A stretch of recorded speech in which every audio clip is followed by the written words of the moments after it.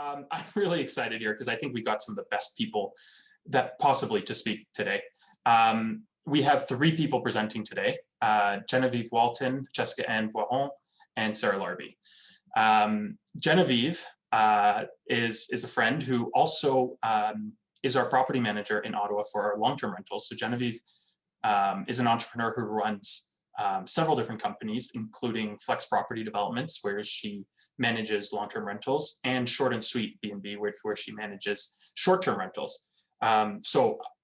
She has a ton of experience. She's actually the largest Airbnb property, runs the largest Airbnb property management in Ottawa with 375 properties, and they managed 32,000 trips in 2020. I know she's also at the forefront of the fight against the regulations that are coming to Ottawa and trying to oppose them. So Genevieve is just depth of knowledge in this. I'm really excited. She's going to be our first presenter. After Genevieve, we're going to have Jessica Ann Boiron. If you recognize the last name, she is also my wife. And she's the one who's always pushed to buy more rentals, while I've been more in the active wholesaling business. She's been the one responsible for our, a lot of our long-term rentals and our short-term rentals, and managing those. And it's the reason we are super hosts with a ton of positive reviews and wonderful cash flow on those. Jess was a corporate lawyer, an MBA, has her MBA. She worked as an energy lawyer at the largest law firm in Canada for several years before leaving to go full-time into managing, owning and investing in rental real estate, and has been involved in, at this point, over $100 million of real estate deals. So that's Jess's background.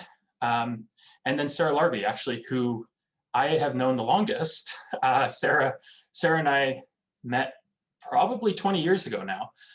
We both went to the same French school in Toronto.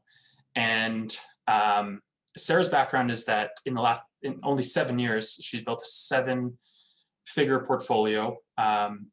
She's left her 9-to-5 job. She is very well known as being a top-notch mentor and coach in the real estate investing community, coaching on things like the BRRRR strategy. She's also one of the co-hosts of the Right Club, which is one of the largest, I don't know, it might be the largest real estate investing club in Ontario. And she has vacation rentals in the Kawarthas, new property developments, and a ton more. She's a wealth of knowledge as well. So I really don't think we could have a better panel on this. And I also love that it is all women. Can we get the speakers to jump on the video? Awesome. So you guys can see who I'm talking about. All right, so we're gonna, a little bit of background on who we are before Genevieve starts. She's gonna be our first speaker here. So we run Bliss Realty Inc., which has a few brands like Cash House Buyer Inc. behind me here. I think we're the largest wholesaler in Canada. We're on track to buy 250 houses this year. We're across Canada. We buy in British Columbia, in Quebec, and then across Ontario, in Ottawa, across through Toronto, really all of all of Ontario. We have a team of about 30 people, over 30 people on our team, and we're the largest and the best at what we do. And we love sharing with the community and helping people start off in real estate because of really what it's been able to do for us. The amount of the wealth we've been able to generate from real estate is,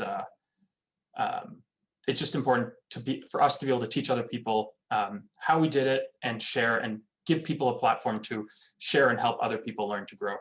So I think you guys are really gonna enjoy this because I think when you're starting out, a lot of strategies that generate more cash flow are incredibly vital because they help you scale and grow and acquire more. And I think short-term rentals are one of those strategies that help out the most.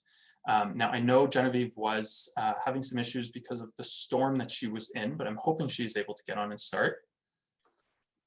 Jen, I have your presentation ready. So if you just want to let me know when to switch slides, I'm happy to do that as well. Okay, perfect. Yeah, I'm all set. There we go. Okay, take it away, Jen. Perfect. Thank you so much for having me. I'm excited to be here and talk about short-term rentals. specifically in the Ottawa area. I'm sorry, Genevieve, are you able to start your camera? Yes, but I'm actually in an Airbnb cottage because I had to pull over in their basement, so it's not cute. I'll tell you that. So one second, let me see if I can get it here.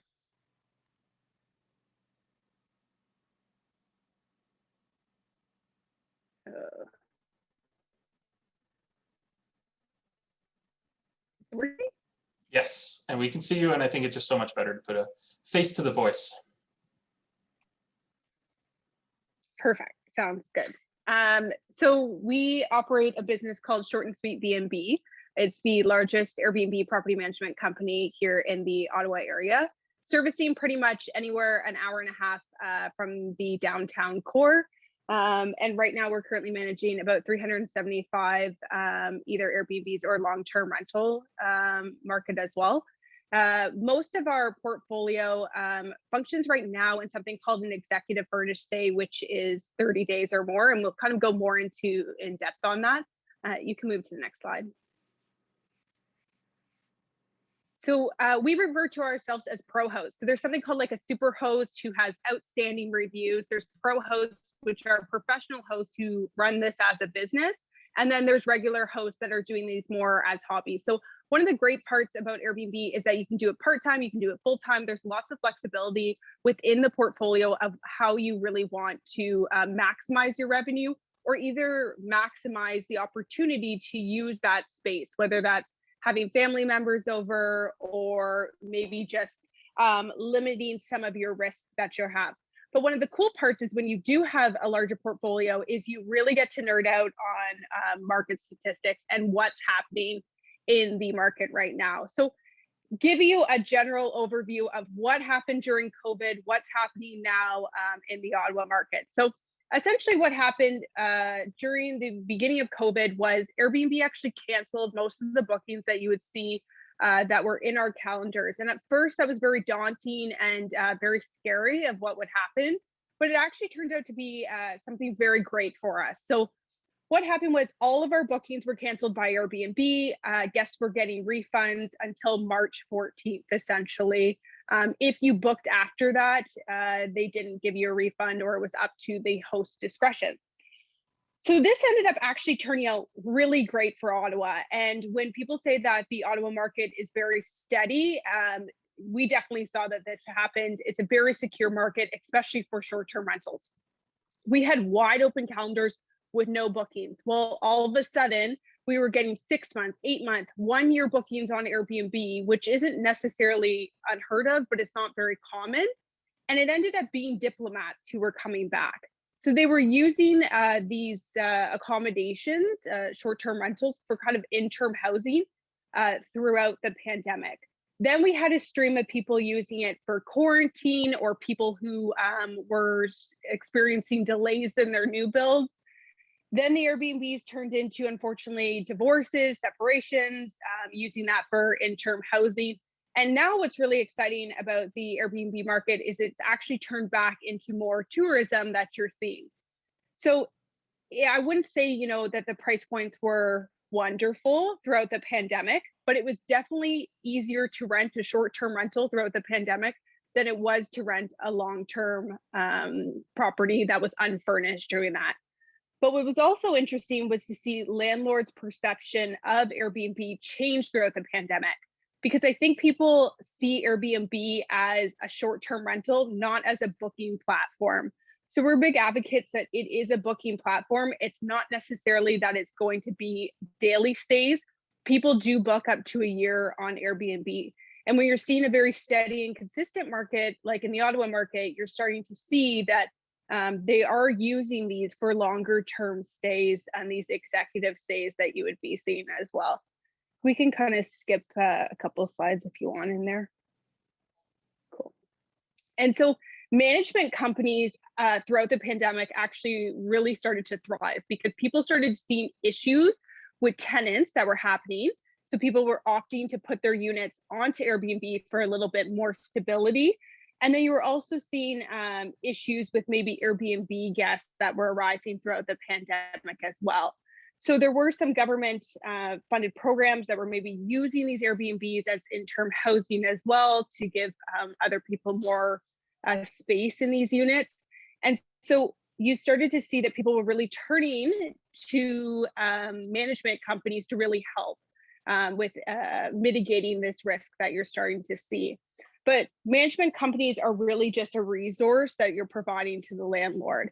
And right now it's even harder because you're starting to see labor shortages as well. So it's really hard to find like maintenance professionals that will come in, or it's really hard to find cleaners as well. And so people are looking to management companies to kind of assist with those day-to-day turnovers. You'll start to see that people are really looking at Airbnb when you're looking at a traditional rental unit to change it over, because they've had issues potentially with the landlord tenant board. I will say that Airbnb is not easy. It's actually very hard work day after day. So you have to be in it for the long term, and you're not going to see wild returns right out from the bat. When we're looking at things like furniture, for example, you're looking at a minimum between $3,000 and $5,000 just to furnish a bachelor apartment well. And that's going to make that even harder on that side. Do I keep going, or just so you pop up, Luke?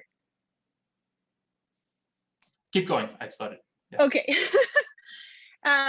So people are really using these short-term rentals now for flexibility within their portfolio of whether, let's say you have a landlord in the Sandy Hill market who traditionally rents on furnished rentals, let's say September to September, but their unit came up in May and they weren't able to fill it because of the pandemic and students weren't here. So a lot of people turned their short-term or their long-term rentals to short-term rentals over the summer period to kind of fill that gap between when the students would be coming back in September. You're also starting to see people are looking forward in terms of cash flow. There is considerable amounts of cash flow, but there are very high expenses that are also associated with the short-term rentals. So yes, your gross revenue is very high, but it's important to take into considerations of those expenses.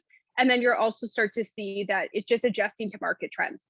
So one of the cool parts about the flexibility that's provided with short-term rentals or furnished rentals in general is that you can move them onto, adhering to students for 4 months, 8 months. You can bring them back on the market for prime season, which tends to run from the May 4 weekend up until this weekend that's coming up in the August long weekend. And then one of the biggest advantages I would say about Airbnb is you can pretty much sleep well at night knowing that you're 100% going to get payments collected up front. You don't have to worry about potentially a tenant not paying as well. We can pop to the next slide there. Perfect. And these are just ways that you can increase your revenue. But what was very cool throughout the pandemic was we used to see that these downtown core areas were the very prime areas that people wanted to rent. So you're looking at things like Little Italy and Chinatown, Centertown. Those were very, very popular areas. But it tended to, throughout the pandemic, you were seeing places like Carlton Place and Canada, Barrhaven. Those became extremely popular for short-term rentals in the area. Now it's switched back to these downtown core areas are actually very high in revenue. So you'll start to see that 1-bedrooms, for example, are running anywhere from $129 per night up to about $199 per night. And throughout the pandemic, we were running between about 81% occupancy, and now we're between 94 and 96% occupancy that you're starting to see throughout the summer months. So it's definitely really busy. Before I kind of log off here, I just wanted to touch a little bit about the cottage market, which was a very interesting market to watch over the last year blossom.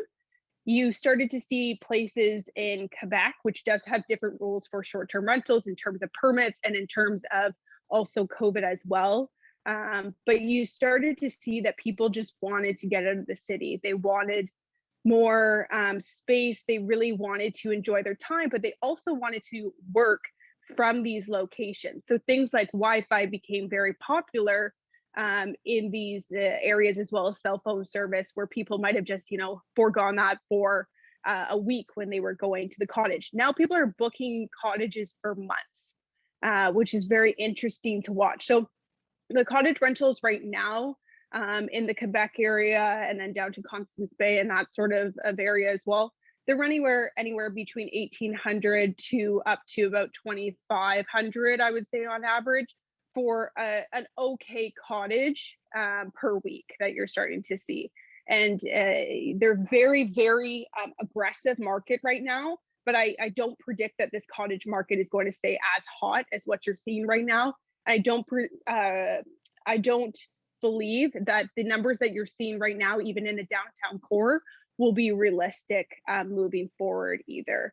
So these were our average returns in 2020 that you're seeing up here right now. It was about 4% less than previous years. So really, they did actually pretty well throughout the pandemic. The consumers or the guests are looking for clean, for comfortable accommodations, but you're starting to see that they're also just looking for space. So before they would be renting like something we call a crash pad. And a crash pad's a very small 1-bedroom apartment. They're not looking for those things anymore. You're starting to see basement suites be a little bit harder to rent. Where if you have something with a backyard that's fenced in for a dog now, super popular, even if the place isn't great. People are loving bringing their dogs everywhere with them as well. So the market has definitely shifted, I would say, to people looking for very clean, more renovated units than previously before, almost branching into a luxury market that you'll see, and as well as looking for safe accommodations where they can spread out and be comfortable with their family now. Is there any questions?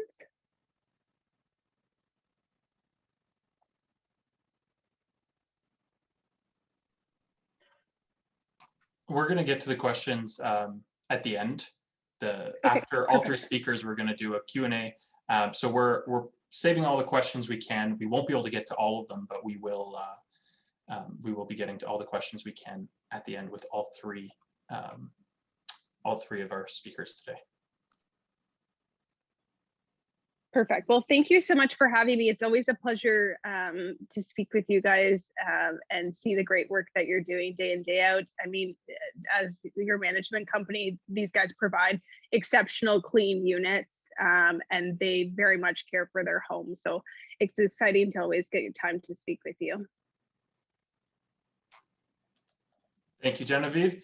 Awesome. I'm excited to see your answers in the Q&A as well. I also think it's so great that Genevieve, because she manages so many of them, she has kind of insight on which areas do the best, which types of properties do the best, how you get the best kind of returns on your on an Airbnb. And I know Genevieve has some of her own investment properties as well. So I think she has insight that others don't on how to make the most money. Don't forget, for the Q&A, again, we're doing a segment at the end with all three speakers where they're going to be answering your questions. We will not be able to get to them. From past experience, we might get to a third of them just because we get a lot of questions, but we do try to group similar ones together so that the panel, all three panelists can answer them. So keep dropping those in the Q&A, not in the regular chat. And then we're saving those on the side and we will be answering those at the end. Our next speaker is Jessica Anne Boiron. I introduced her earlier, and I think she can give us a bit of an intro and tell us what she has to say. Well, thank you for that, Luke, and I'm super excited to be here today. So I've hosted this before, but today I'm on the speaker side. I'm actually going to be hosting the Q&A later on, so we'll get to that again. Put your questions in the Q&A chat box. But in the meantime, Jen, thanks so much for giving us a great overview of the management side of Airbnbs. What I'm going to be presenting on today is the practical case study. So a lot of times, you know, people say, okay, great, I know the basics, I understand what I'm looking for, what I need, but practically, how does this work? What kind of returns can I expect? What types of properties should I be looking for? Here is the case study. I'm going to start sharing my screen here so I can show you guys the slides. And we will get right into it. So cottage rental case study. This is actually my first Airbnb short-term rental property. I've got a couple now. They're all cottages. This was the very first cottage I purchased back in 2017. It was off the MLS for 131,000. That was the purchase price. And really, I purchased it as 2-bedroom, 1.5 bath, fixer-upper property. So it was really in need of a lot of work. I'll show you guys in a little bit some photos of the before and after. But the great thing about this property was it's located directly across from Georgian Bay. So I've got beautiful water views off of the deck, but the great thing was I avoided paying waterfront price premiums. So 131,000, that's what was the purchase price. And really, I spent probably about 150,000 on the renovations, and that included reconfiguring the floor plan. So now it is a 3-bedroom plus loft, and the loft area, it opens up to the living room, and it's got 1 full bathroom. The great thing is it's 2 stories above ground. So it's a total of 1,100 square feet. And the basement is really, really high. So the main entrance into the house is through what we would perceive as the basement. And you kind of have like 1 step down into the main living space there.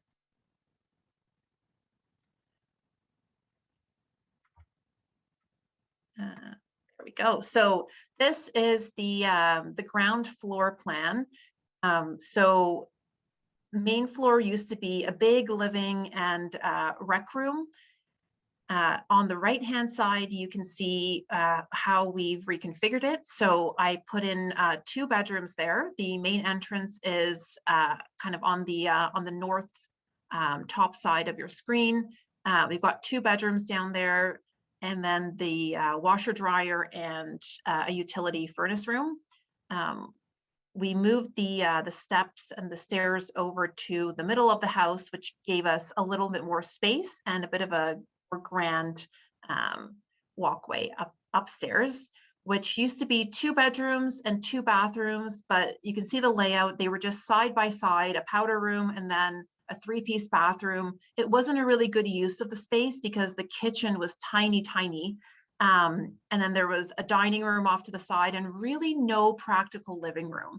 And when you're running a short-term rental, especially when you have multiple bedrooms, you want to have that hangout space, especially if it's a cottage. People are going up there to have fun with friends, with family, maybe a couple couples are going together. That main living space is so critical because that's where all the fun is going to happen. That's where people are going to congregate. Bedrooms really are used kind of for sleeping, and that's about it. People don't really spend time in their bedrooms, especially when they're on vacation. So we really wanted to maximize kind of the open floor plan. So you can see we squeezed 1 bedroom in upstairs in kind of the top left corner on the right-hand side in the revised drawings. And then the living room is open with the cathedral ceiling. So we opened up the attic space above the living room and really kind of kept it as a very open concept. It flows into the kitchen and the dining room, and then there is a full bathroom off to the side there. So here are some before photos of the cottage. This was the upstairs, one of the bedrooms, that awkward triangle-shaped bathroom. They actually had the water heater in the bathroom, which was a huge eyesore. Again, a lot of work getting this place up to snuff. That was the old deck. You can see it actually being supported by 2x4s. So not structurally sound at all. We went, got full permits to fix up the house, fix up the deck. I actually really like the size of the deck. So it was about just over 500 square feet on the 2nd floor, this deck. So I rebuilt it to the same size. And I actually really I'm happy I did it because it's really a focal point and people love just spending some time outdoors up there. I'll get into some photos of what we have up there, but this was the original layout. In the middle, you can see those stairs were the stairs to the attic. On the left-hand side, and on the right, you can see the staircase down into the basement. So not very pretty, not inviting at all. And then the second bedroom upstairs had 2 bunk beds, and I have no idea how you'd get into the second bunk bed. I guess through the first, but it was very tight. It was dated, and there you can see the kitchen. The electrical panel was just in the kitchen like that, opened up. So really needed a lot of work. This is the attic space that was really used as storage. It was drywalled in, but it was mainly storage space. They had a bed up there, but again, wasn't inviting, wasn't pretty. That's the basement. It was an open rec room. Lots of work needed to be done down there. And that is the outside of the cottage. So here are some post-renovation photos. That's what it looks like now. We did kind of a blue theme on the outside with some kind of wood look accents, kind of keep it beachy because we are right across from Georgian Bay, but also bring some of the natural hues in there. Deck has been rebuilt, as you can see. We built out a nice fire pit so people can make s'mores. Inside, I wanted to give it really a rustic chic look. So we covered the walls in raw pine in the living room space. There you can see the attic that was opened up in the living room. We got a nice electric fireplace, big screen TV. Everyone always wants big screen TVs, I've noticed, especially when they're on vacation at short-term rentals. And this is the kitchen. So fully redid the kitchen, custom cabinetry for the space. I actually kept the beams up top, and we actually just painted right over them to kind of keep that rustic feel. I decided not to drywall the ceiling to kind of give it the cottagey vibe. And again, we carried the raw pine through into the master bedroom, and then the 2 other bedrooms also have cute little decor.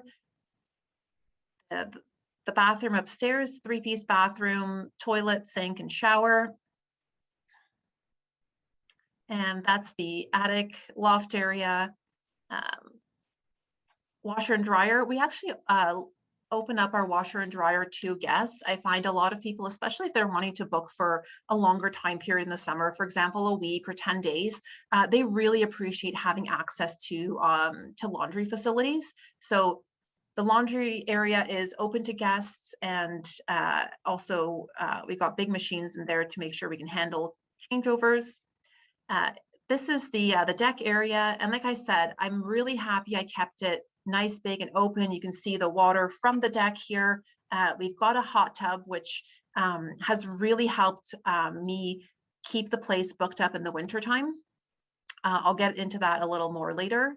And then we have a patio area and barbecue. We actually ran a direct natural gas line to this barbecue. And that's one of the great things about this cottage is I'm on municipal water and have natural gas at the house, which is not typical for cottages, but it's a lot less maintenance. I do have a septic system. And then the great thing is this is right taken from the backyard. We're right on the Tayshore Trail. So you can go hiking, cycling, rollerblading, cross-country skiing in the winter, snowshoeing. I mean, it's really an attraction and a bonus for a lot of guests that want something other than just having, you know, a beach to swim at. So I thought this is our listing. We're on Airbnb. That's the main platform through which I rent out this house. You can see that here on the left side, we do have superhost status, 4.92 stars, and really superhost status is really, really great for so many reasons, but mainly because you know, people know they can trust that the property is being maintained and managed to a certain level, and also gives them confidence that, you know, they won't have to worry about. There's a lot of good reviews. A lot of people have stayed and left their opinions.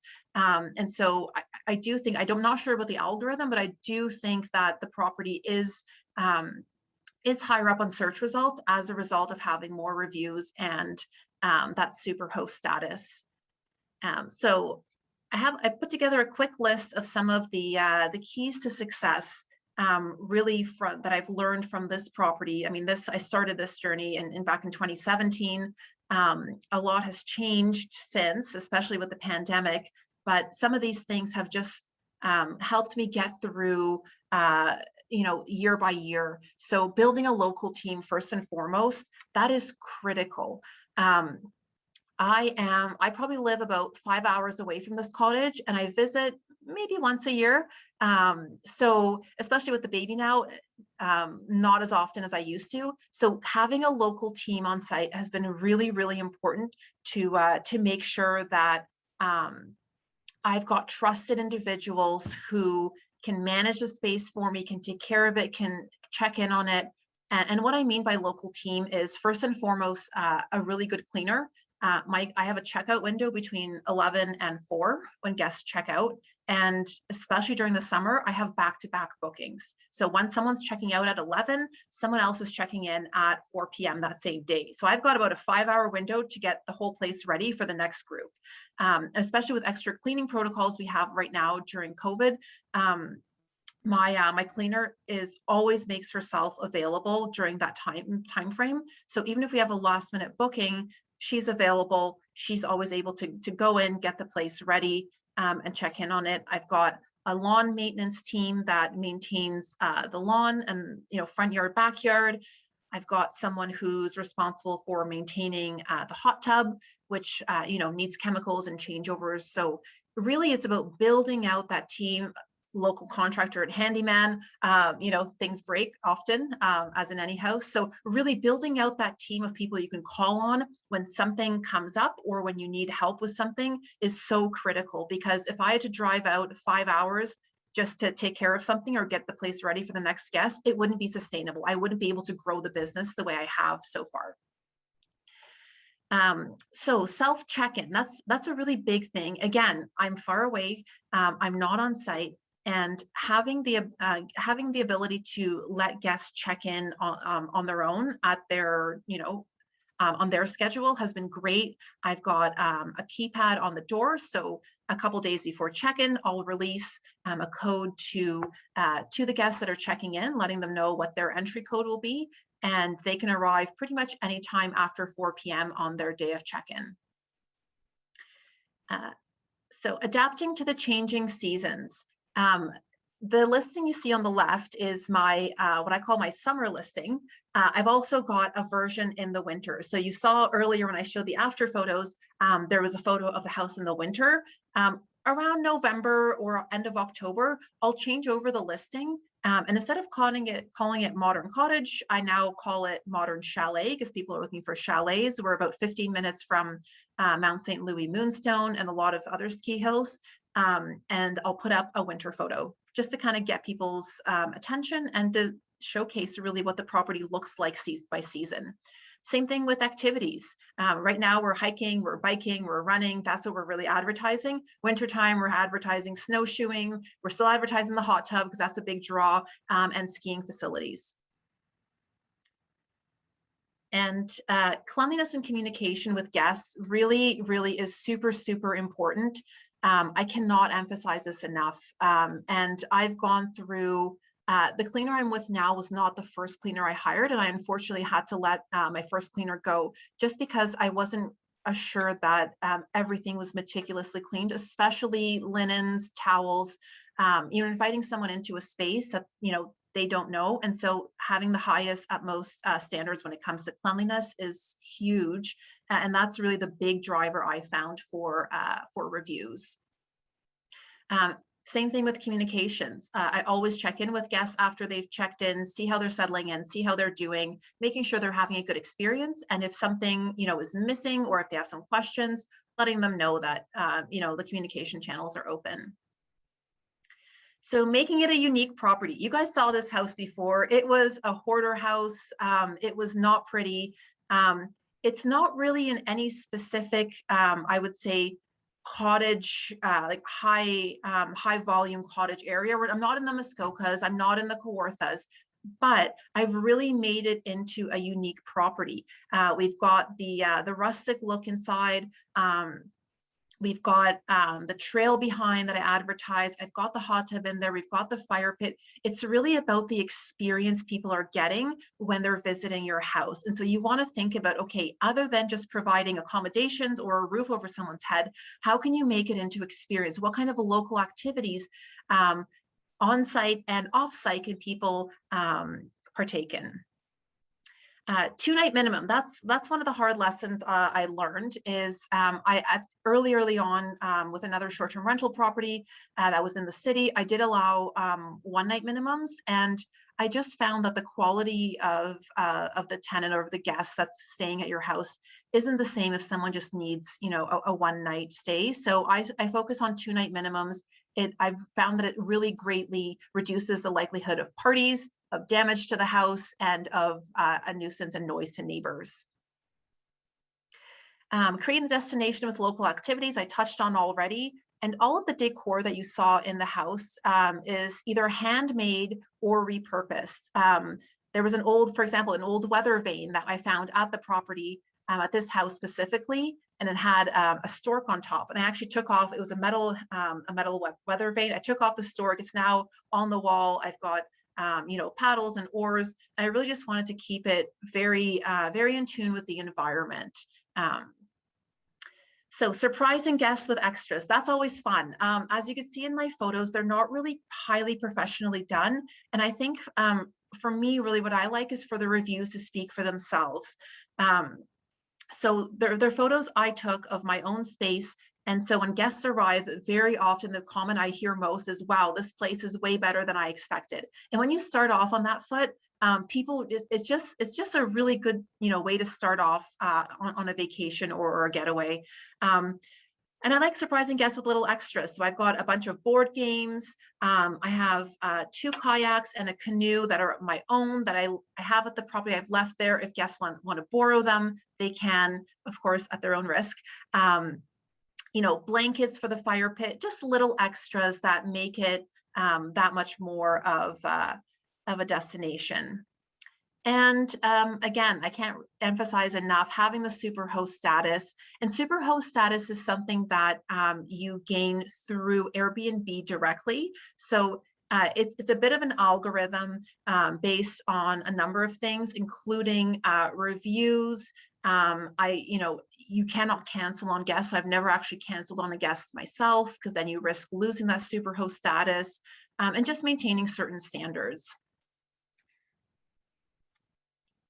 So here are some of the reviews that I've gotten. On the left-hand side, I included a couple of the reviews that are more recent from this summer. Like Kyle had written, like, thanks for the great weekend. My girlfriend literally wants me to buy the exact same cottage now, haha. And so that's really what you want to feel, is someone arrives and they go, wow, I wish this was my own house, but I also realize how much work and money and time it takes to maintain this. I'm happy to just rent it out and have that experience and not have to maintain that. Something I did want to touch on, and I know Jen had touched on this a little bit earlier, was pivoting during the COVID-19 lockdowns. So COVID-19 really hit hard when it comes to short-term rentals, just because of the rules and the stay-at-home orders. But whenever there's a hurdle thrown your way, there's also another opportunity on the flip side. And so really, during the lockdowns, I had to pivot my whole strategy, because I did have some cancellations from guests, but there was, in the area I'm in, you know, in the Georgian Bay area, I was able to provide housing to individuals who were in need of housing during the lockdown periods. And so that allowed me to then say, okay, well, if I'm allowed to, you know, offer housing in these specific circumstances, who might I be able to host if the general public, you know, is kind of off limits during this time period? And so I hosted a range of people, including, you know, first responders who, especially early on in the pandemic, when people didn't know what the effects were and how to really manage themselves, I hosted first responders who wanted to, you know, isolate from their families, not endanger them families, but they were on the front lines. They were, you know, out there, working long hours at hospitals. And so it was great to allow them that kind of refuge. And it also made sense for me as a host because I was still getting that income coming in. Another example here on the review, Jenna was another guest that was doing significant renovations to her house. And she wasn't actually able to live in the house during a specific period where they were doing like the really, really big renovations. And so she was able to book, and she stayed with her family, and we were able to offer them an alternative to a hotel at that time.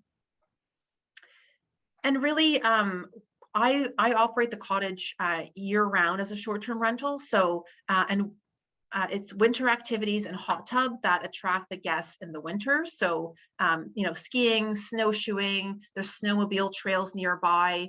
And summertime, obviously, we've got Georgian Bay, we've got lakes, we've got a ton of local attractions in the summer.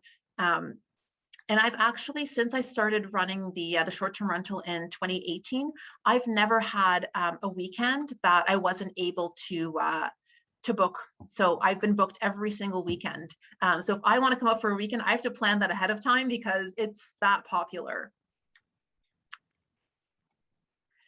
Okay, so the question everybody has probably had in their mind, I haven't been tracking the Q&A right now, but I'm sure a lot of people are wondering, okay, well, this is all great, but practically speaking, what are the numbers? Because we're real estate investors, we're looking at this as a business opportunity, as an investment. And so of course, with any investment, you wanna know what that ROI is, what that return you can expect is.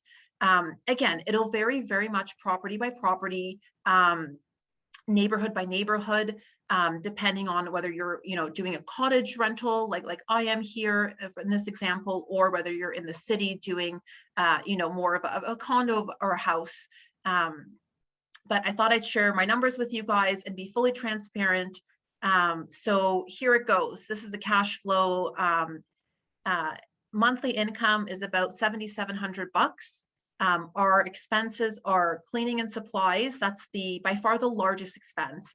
And I do want to touch on this because I pay my cleaner pretty well. I mean, monthly, her cleaning and her supplies are about $1,200 a month. So that's fairly high, but at the same time, it's worth it for me because again, I do have positive cash flow and she is available for every single changeover. She's been with me from 2018. We're going on our third year now. And she has never missed a cleaning. So it's really that team. I cannot emphasize enough how much that team is critical. We've got landscaping and repairs and maintenance to the house, pretty low because again, we just did full renovation. So repairs and maintenance are quite low right now. Interest expense on the mortgage, $361, utilities. Again, like I said, we're on natural gas and this also includes power. Hydro, property taxes, insurance is about $1,600 annually, and others include, internet, Netflix, gifts. Sometimes I'll leave gifts for guests when they're celebrating a special occasion. I've hosted anything from bachelorette parties to people coming on their honeymoon, anniversaries, you name it. So I'll often leave a little guest, especially if a gift for a guest, especially if someone's celebrating something special. Always nice to have that extra touch. So cash flow monthly is about just over $5,000 a month. And then I did want to emphasize this because I also have mortgage pay down. And a lot of investors don't think about this, but you're also paying down the equity every month. So when you think about that, that's almost $5,000 a month on this property. I have about a $228,000 mortgage on this property. So if you think about, okay, purchase price, I paid about $131,000. Then I did about $150,000 of renovations to the place. I was able to refi out the majority of my money. I think I have about $50,000 still in there. If I were to refinance now, I'd probably be looking at a value of $450,000 to $500,000 for this house. So I could pull out all of that money, have a bigger a bigger loan on the property and reuse that money, kind of do the what we call the burst strategy. So buy, renovate, rent, refinance, and then repeat. So we could refinance a second time, pull even more money out. For now, I'm kind of happy the way it is. So that's those are the numbers for you guys. And here are some photos of some of the other short-term rentals I'm working on. I have a waterfront property near Prince Edward County, and then a little A-frame cabin in Bancroft that we are just finishing up renovations on, and we're going to launch it to the market soon. So if you want to follow along with the journey, it's at Jess Luke Invest. I'm on Facebook, on YouTube, and on Instagram. Okay, awesome. Thank you so much, Jess. I see lots of great questions coming in. I'm excited to ask everyone on the panel these questions. Our next guest is Sarah. I did introduce you at the beginning, Sarah, but if you want to give everyone a bit of an introduction on yourself, and then go ahead with your presentation. Awesome. Thank you so much. All right. I do have a slide in there with some intro on myself, so I will get to that. But obviously, as you heard from Genevieve and Jess, there is a ton of stuff around short-term rentals, right? There's the management, there's running the numbers, there's the things that you want to look for. And going through it could be hours and hours. So I'm going to focus on what I like to look for when I'm buying. And a lot of my prior deals have been using the burst strategy, whether it's short-term, mid-term, long-term. But essentially I buy something, I renovate it, I rent it out, refinance, repeat. And I found that the short-term and mid-term properties are giving me that cash flow boost. Definitely that the long-term rentals were not. But before I do get started, just a disclaimer, I'm a real estate investor, so I'm not a lawyer, paralegal, mortgage broker, or any of that stuff. So for your personal situations, obviously do your own due diligence. And like Jess mentioned, your team is going to be extremely important. So I started investing in real estate in 2013. I retired as I was actually on that dock, drinking some wine back in the spring and summer last year, and realized that I didn't want to be, continuing my full-time job because I had the cash flow that I needed. And ultimately, I like this lifestyle a lot better. So I took my 9-to-5 job and said bye in October of 2020. It was an amazing job, had an amazing team, but ultimately we do real estate to be able to leave that world. Right now I'm working about less than 10 hours a week. I'm mostly living at the cottage from May to September. The cottage, I also rent it myself, but I pick the dates that I want, which this year was quite a bit. I currently have 15 doors. 7 of those are short-term, mid-term rentals, and most of them have been BRRR'd. I'm currently working on 3 development projects. One is actually a resort we're going to be building over the next 4 to 5 years. 15 plus cottages. We're going to make it a nice upscale, 16 plus an adults resort in the Kawarthas, and that's on 6 acres. And then there's a couple other land development projects that I'm working on in terms of a mixed-use building and 6 2-unit townhomes that we sold to some investors. Also, the podcast host of 2 podcasts. One is called Where Should I Invest? And the other one is the Right Club podcast. And that's a little bit about me. So for today, I really want to talk about the buy and my analysis. And again, everybody might have a little bit of a different way to analyze their numbers, but I would wanted to share what I do before I purchase a property, and also before I purchase a property for a cottage type of property that's also very different than, for example, a Burlington or a Hamilton property, which I also have on the short-term, mid-term market. So before I do get started, I just want to mention that short-term rentals under 28 days, mid-term rentals are usually between that 30-day to 6-month mark, and anything above that is probably considered more of a long-term rental. But there's really 4 categories, right? So the first category is like your leisure vacation rental. So like Jess showed her chalet, cottages, any of that good stuff. That's usually like a leisure vacation rental. But then there's also urban and suburban rentals, whether you're doing that for a short term, midterm. I mean, I have, 2 units in Burlington, I have some in Hamilton, and they do well as well. But again, they're, different category of short-term rentals.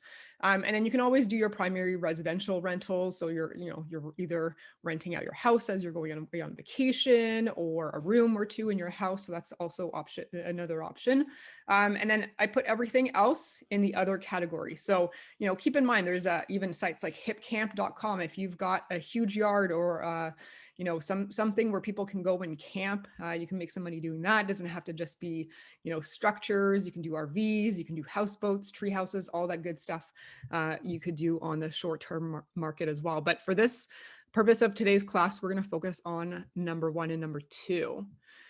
So before you buy anything, obviously, and I think I saw it in one of the questions or one of the comments, you want to make sure that there is no short-term bylaws, rules against it, any of that stuff, right? Because if you look at certain markets, there might be some restrictions. So always do, before you buy anything, do your due diligence in that specific area, and understand if there are any rules against the short-term markets, or are there talks about it? Because you don't want to be buying something and then all of a sudden 3 months later you realize that you can't be doing what you're doing, and you've got bylaw or issues on your hands, and then you've got to exit. So if you're going to buy somewhere, always also have a second option if the short-term rentals doesn't work for whatever reason, that you could still exit in some other capacity.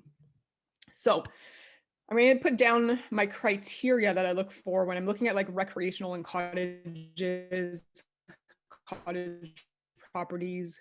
These are my criteria. You guys might have other ones, but these are like my must-haves and my nice-to-haves. And I have 2 cottages in the Kawarthas as these recreational properties. I like mine on waterfront. Doesn't mean that you have to have them on waterfront, but you guys can take a screenshot of this, but these are essentially the things that I look for in a property. And some of it you can't fix, some of it that you can. But I'll tell you, a big piece of this is unlimited Wi-Fi and really good cell connectivity. And especially as people are now working more and more remotely, more from home, that is one of the questions I get the most. 4 seasons, all year round access is going to be so much easier on a financing standpoint, but also being able to ensure that you have income coming in at all times of the year. And so these are my other criteria. Just for the sake of time, I'm not going to go through all of them, but just a couple things to cottages specifically. Just make sure that you are on owned land, anything with leased land, or if you've got some native land or something like that, there might be some bylaws against that. So you probably want to be, have your own free and clear land, that there's no politics around it. And then also, things like wells, things like septics versus, holding tank. If you're going to Airbnb and you have a holding tank, I mean, you're going to be emptying those things every 6 to 8 weeks. So you probably want to ensure that you don't have a holding tank, or you have an option to put a septic in. But essentially, this would be the either must-haves or nice to haves in my view. And that's for cottages. And then my urban and suburban properties, obviously I look at something different. So a lot of my Burlington tenants are actually like homeowners. And that for me is really important because I know that they're going to be in and out for a finite amount of time. So they're not, renters that have been renters forever and they've got kicked out, so they need a place to stay. I make sure that I screen those people out as much as possible. But if I buy in a good area where there's a majority of homeowners in those areas, chances are, they're renovating, they need a place to stay temporarily, or they are in between houses. That's actually a lot of my tenants in my Burlington units. And you could still get the, tourists here and there, but my Burlington ones, I try to cater as much as possible to those homeowners that are kind of just in between homes. So like the people right there right now, they've been here for almost 70 days. The next people checking in, they bought a place in Singapore, they sold their house in Burlington, and they're staying for like 105 days. And those are really the types of tenants that I like for those urban and suburban properties. Freehold properties, obviously, if you're in a condo, there might be some rules around that in terms of short-term renting. I look for good neighborhoods, good school zones, so that parents, if they, had a lot of tenants who were moving, like one was moving in Kingston, one was moving over to BC, they sold their house, they were in between, but they wanted their kids to finish school. So I had a few of those, back in the spring as well. Close to amenities, easy parking, and also an opportunity to switch to long-term rentals if we had to. Near a highway as well. So those are really like the criteria that I look for those types of urban and suburban properties. I avoid these things here. So leased land, anything that's landlocked, like there's some really nice cottages sometimes you'll see, but you have to go through like a neighbor's property in order to get to your property. That's going to be a nightmare, especially with Airbnb. Anything with like seasonal parks that are open from the spring to the fall. Again, not ideal because then you don't have as much control. Anything in areas like C&D areas, like rough areas or areas where it's pretty much predominantly renters, you'll likely not have, in my opinion, the best tenants. So I avoid those areas as well. Anything with no cell reception or Wi-Fi, avoid. Conservation land, all those things I stay away from. So there's two ways that I analyze the properties. Okay, so the first one is category number one, which was like the vacation rentals. And then the second one is your midterm, short-term urban and suburban rentals. So I look at those as two different things. I was thinking of actually, ironically, putting a calculator with all the stuff together. It might be easier. But here's what I do. So if I'm looking at a cottage in the Kawarthas as an example, because I'm here, might as well keep growing this area here. Based on what I'm seeing and what I've experienced, high season in the Kawarthas is like July and August, or May 2-4 essentially until Labor Day. That's high season. You can get to 100% occupancy, but buffer to about 90% occupancy. So that means take the 30 days of the month and then take 90% of that. And that's how many days you'll likely be booked for high season. If you're in an area where there's a ski hill or that kind of stuff, your season and your high season might change. But what I'll do is I'll say, okay, so July and August are high season. So I'm going to estimate that 90% of the time I'm going to be booked. And those are the times where I don't do anything less than 5 to 7 night rentals at a minimum. It doesn't make sense for me to do the 2-night rentals for these because I know I can get the 5 to 7 night minimum. I am on the water. Again, you'll have to play around with your properties, but the ones I look for. And this is where you're going to get your highest rate. So, for these ones, my cottages, I get anywhere between $600 to $700 a night in high season. And then you get, your mid-season where that's probably May, June, September. Depending on where you are, again, you might still be able to get high prices for June, but you likely have a season where it's, potentially not as great as high season, but it's not as low season. So for those, I would just say, things like maybe March break, or it depends again where you are, or perhaps, October, Thanksgiving. So I'll look at like a 4 to 5 night rental minimum on that. And I'll estimate that those months that I say, okay, these are going to be my mid-season, 50 to 60% occupancy rates.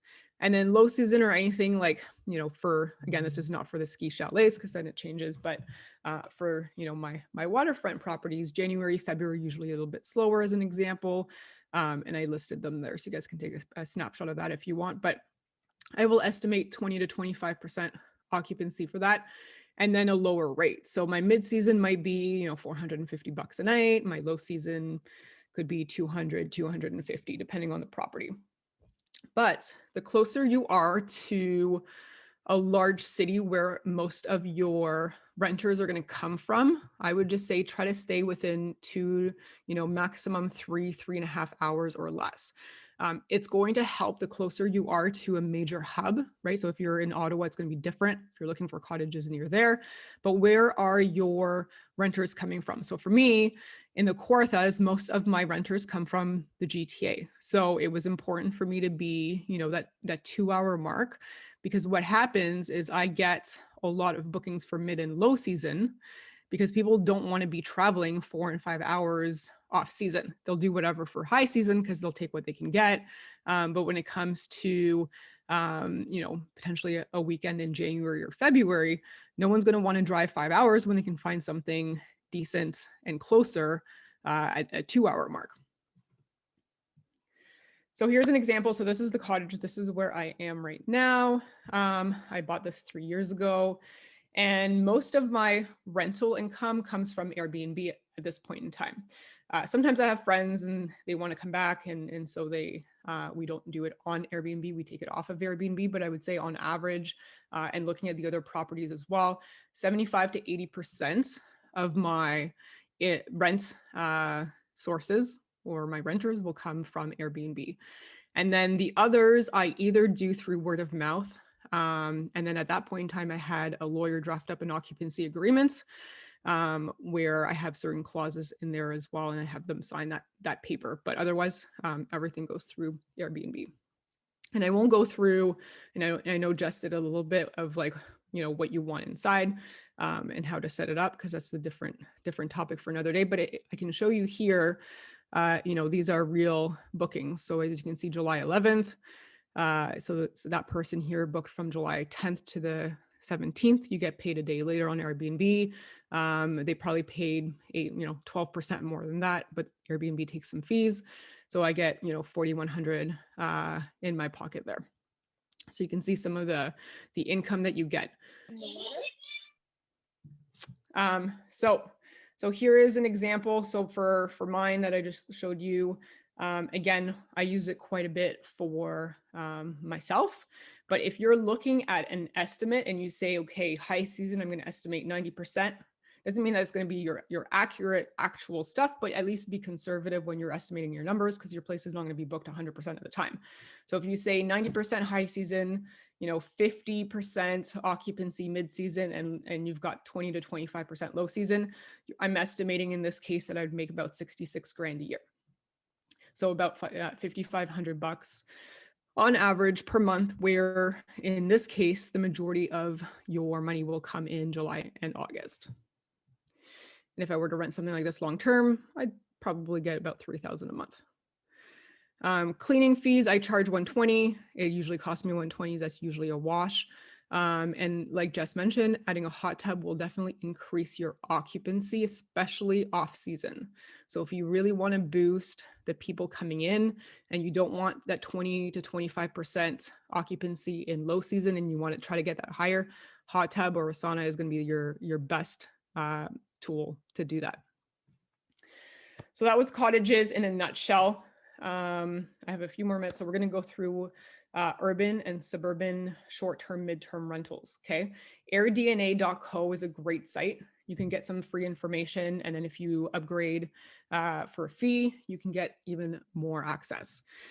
So what you would do is there's 7 steps that I do if I'm going to look at a piece of property that's not going to be a cottage. I don't analyze it the same, you just can't. So I look at airdna.co for the occupancy rates, and then I look at the average nightly rates. Okay, that's not all you have to do, but that's a good start. And AirDNA summarizes it for you. So this example of Burlington, okay? So let's just take Burlington. Burlington average daily rate is $136. The occupancy rate on average is 67%, okay? So 67% of the time per month it is rented.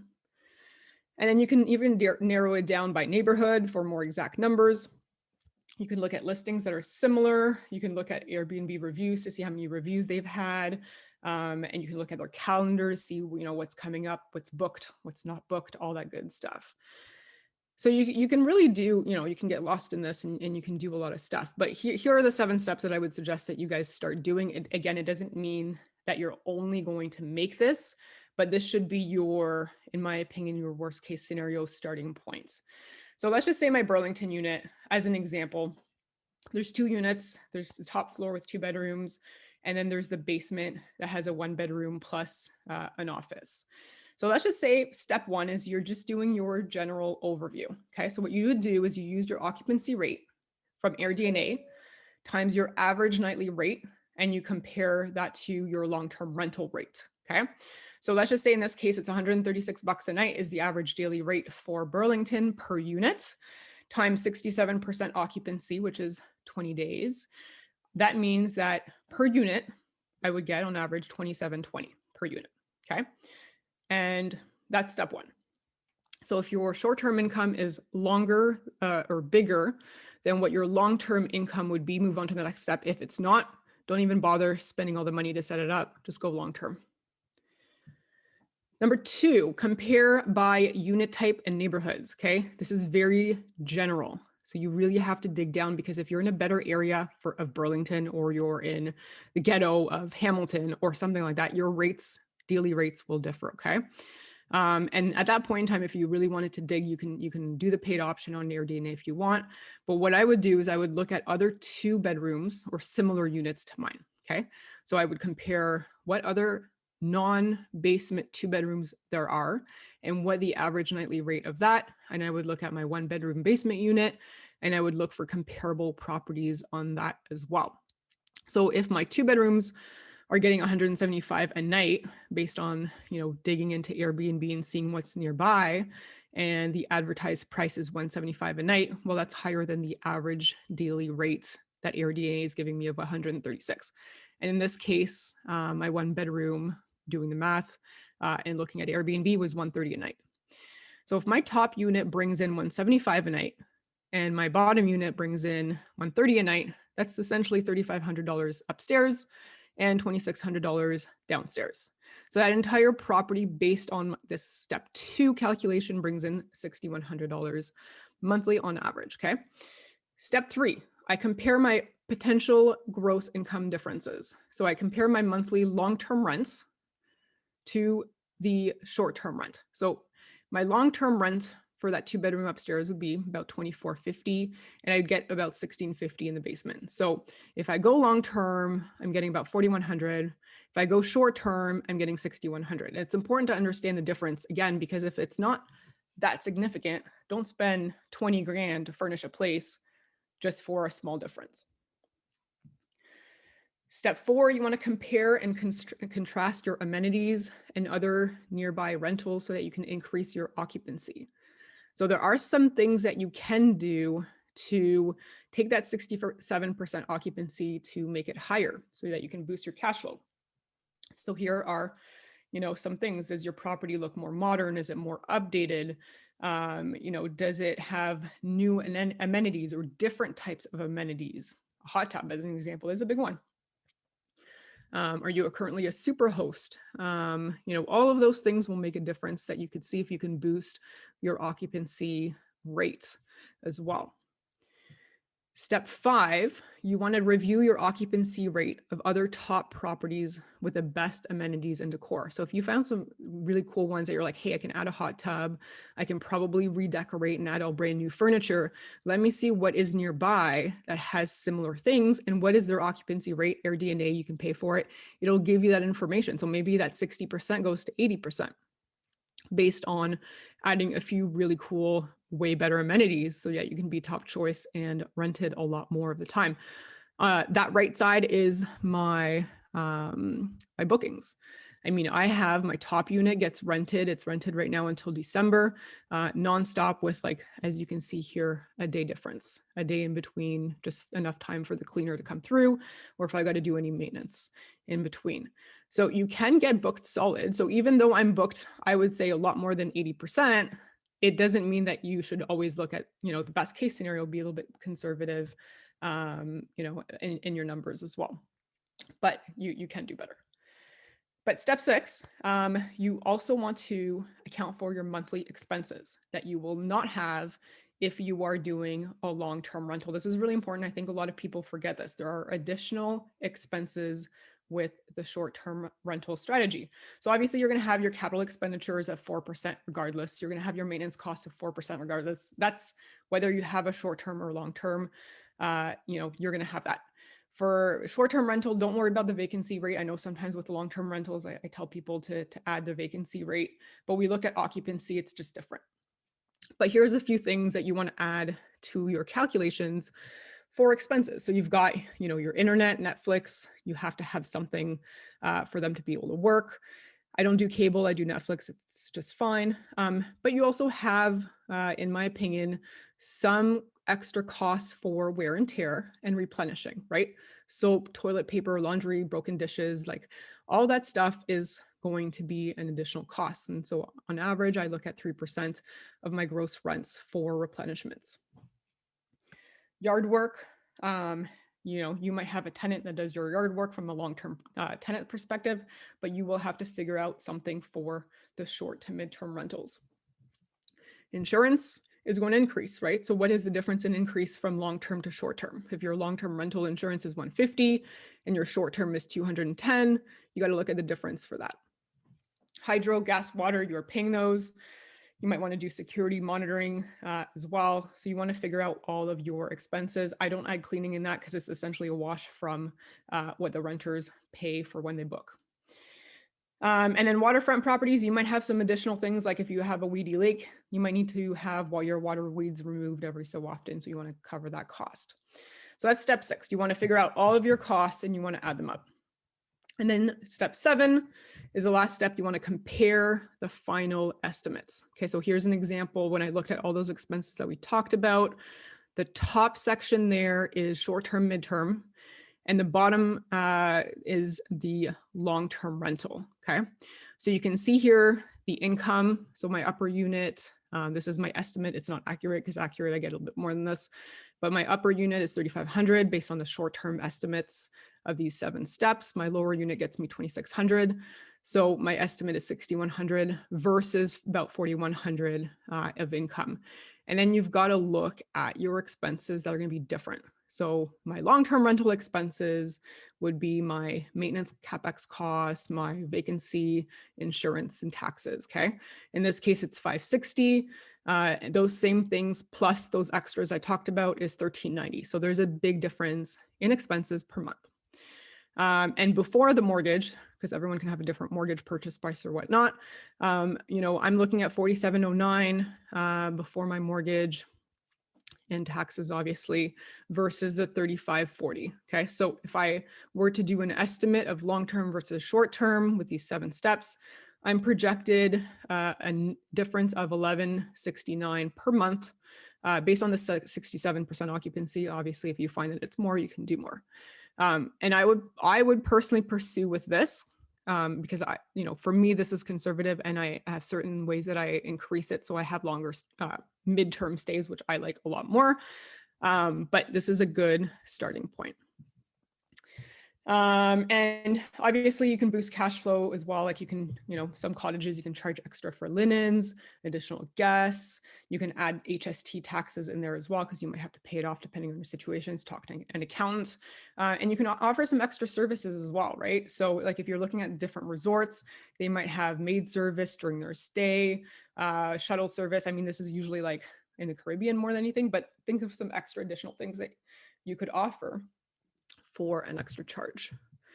This is an example. This is my Burlington unit. So these pictures on the left is the top unit and the pictures on the right is actually the basement unit. And these are listed on Airbnb right now. And that is the analysis of what I do when I am about to buy a property.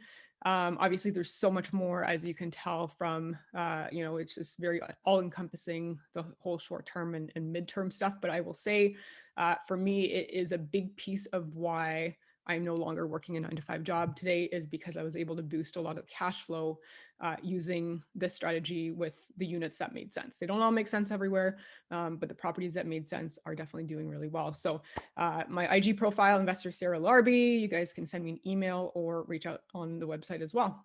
That's awesome. Thanks very much, everybody. That was amazing. The detail there, I think, was so useful. Obviously, a ton of information to take in. Do remember, everyone, that we are recording this, and it is going to be sent out to everyone who signed up for the webinar. They are going to get the recording. I don't believe the Q&A is going to be recorded. I'm not sure on that. So, but Sarah's presentation there. So you may want to go over it again to get some of those details if you're doing your own analysis. Yeah, for a refresher, because there's a lot there.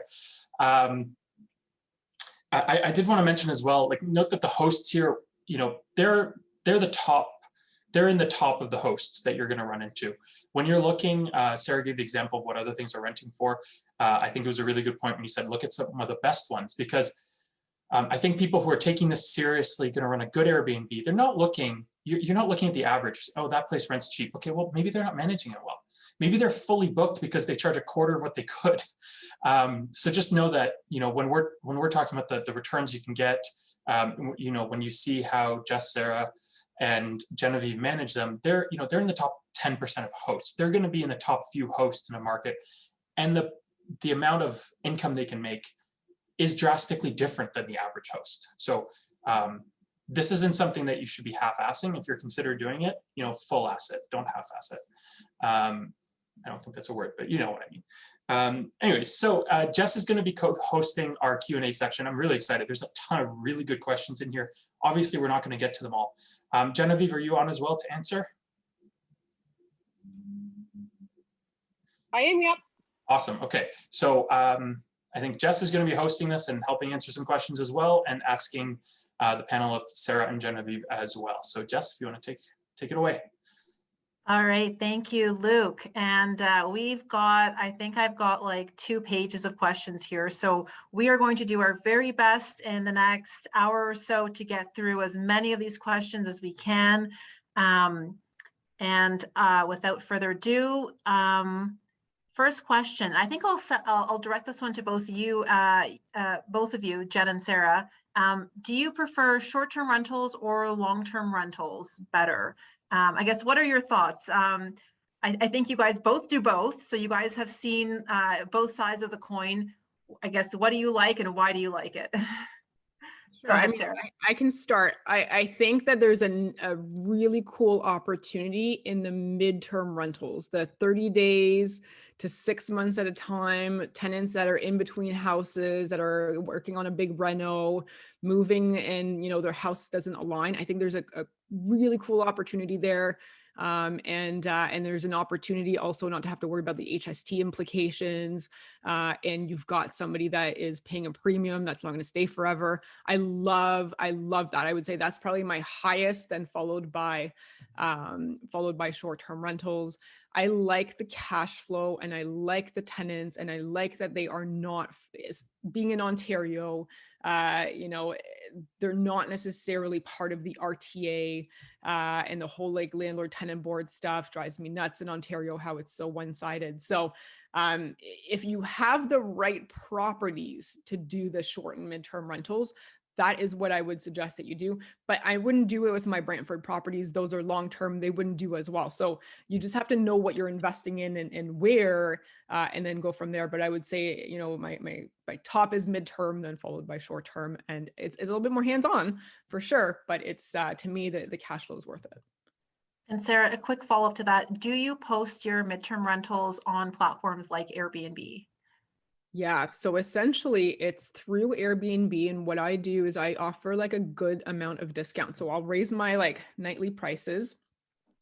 So like if somebody stays for a week, I'm happy regardless, but I'll make it, you know, good, so that if there's a 20% discount as an example for somebody to stay monthly, it'll encourage people that are looking for those monthly stays. And I make sure that I say I approve of those 28 plus days, because there's a couple things that you can click on the Airbnb listing.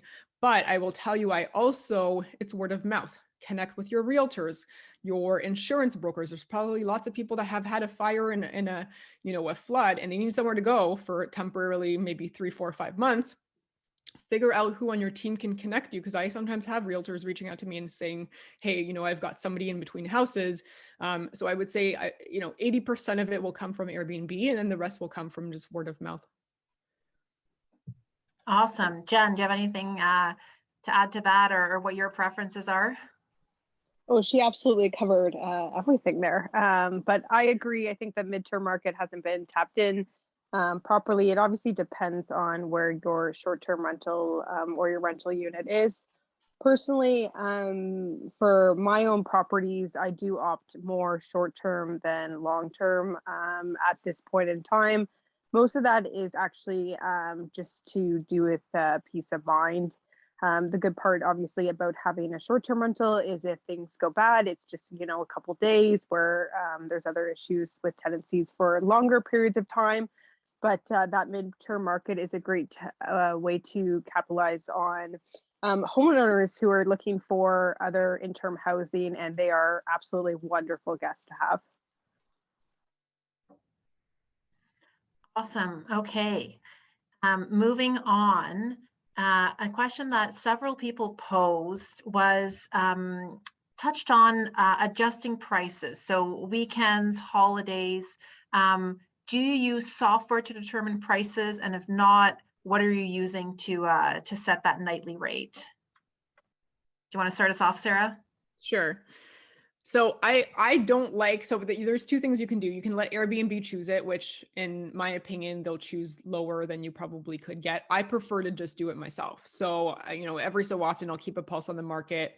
If I'm fully booked, I won't even bother. I'll tell you my cottage, not the one I just bought, but the one I bought 3 years ago was already booked full from, you know, people were starting to book in October to December. So I really didn't have to do anything. I actually wish I would have kept more dates and released them closer to, you know, to the time, because I could have gotten even a couple $100 more.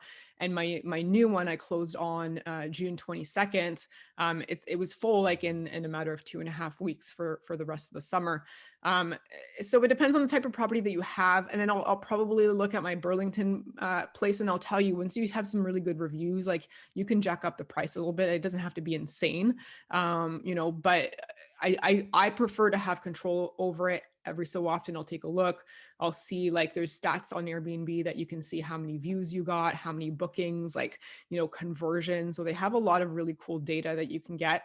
But I'll tell you, if you have a good product, you know, you don't have to be the cheapest. I would prefer not to be the cheapest myself, and just wait for those better tenants. You know, I prefer not to rent the place from a wear and tear perspective than to discount severely the pricing.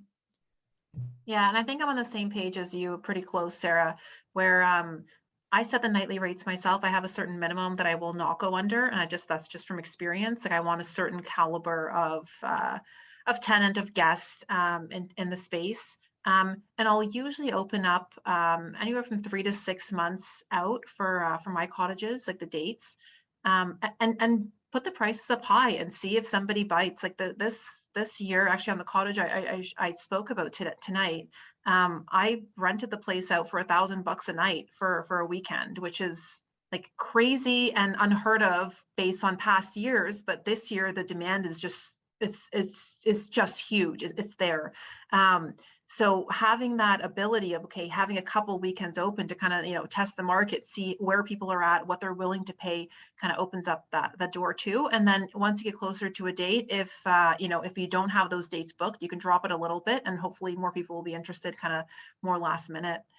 Jen, same or similar question for you is, you know, when you're managing Airbnbs for others, how does the pricing work? Do you recommend a price? Does your client, you know, set the price, or do you work together? How does that work, and how do you adapt the price? Or maybe you do use software. Yeah, good question. So we do use software mostly because of the volume.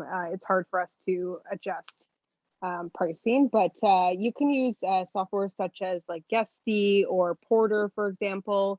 And those really help in terms of putting pricings up and down.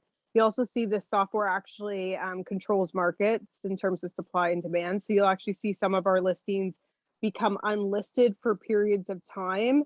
So you'll start to see that ones that have already been booked will become unlisted, or they'll block calendars to try and get monthly stays. So a good example is a lot of our listings as of September 1 move into 30 days or more because it's out of prime season now. So you'll start to see that they're blocking calendars to pretty much provide that there's no supply for those dates. And then about a week before, they'll open up those calendars so we can get longer term bookings.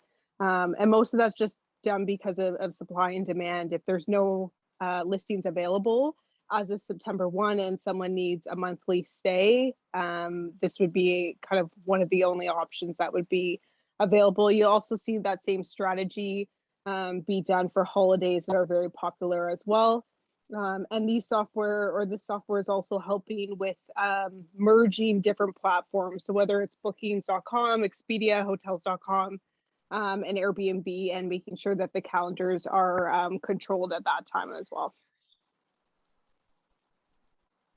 Awesome. Okay. And Jen, maybe a follow-up question for you is someone's asking, how do you charge for your management of short-term rentals? How does that look if somebody was looking for a short-term rental manager? Yeah, good question. So a lot of the times you'll see that management companies are charging a percentage, which is usually the I would say the smartest way to go. So they vary anywhere between 15%, and in some areas they're higher up to about 30 to 35%. Ours on average is between 15 and 18%. And then cleaning is set for the travelers to pay with that one-time cleaning fee that they have, and that includes complimentary linen service. So we actually use a commercial plant for linen, so they're bringing in the clean and taking out the dirty, and not using washer dryers on properties. And most of that is just to help up with labor costs and speeding up the process rather than waiting for washers and dryers. You'll see some management companies charge a flat fee per month. Obviously that's great in prime season, but maybe not as great in off season. So most seem to be charging a percentage based on the gross rent. Awesome. Okay. Another question we've got is, do you recommend setting up a corporation to run your Airbnb through? I think this is an interesting one. I'll maybe chime in with my thoughts, and Sarah, I'll ask you what you think as well. From my point of view, it depends where you want your income and expenses to flow through. We talked about there are HST implications, for running short-term rentals. Obviously, talk to your accountant what those are, and if you qualify and if you fall into those certain categories, I think there's a monetary threshold. But if you are subject to HST, maybe you want that running through a company that's an HST registrant that can then run those corresponding expenses through. But if you're only planning on having maybe one or two, short-term rentals, and you're fine with that income hitting you personally as business income on your personal name, maybe that makes sense. I think it really depends on where you're at and where you want that income to flow through and where you want it to hit. I don't know, Sarah, if you have any other thoughts on that.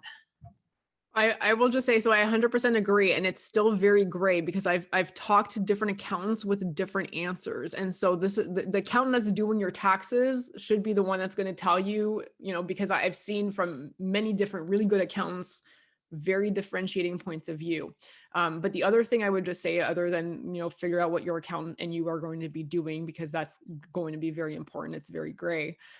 You also want to, from a financing standpoint, understand what you should be doing, because if you're trying to get a Scotiabank financing and you want to make it a secondary home, again, there could be some issues there, putting it in a corp versus not a corp for some lenders that don't like corps as much as they would prefer you put it into your own name. So your accountant, but also your mortgage broker, that is a really important combo, I would say, to speak to both of those before you start setting it up.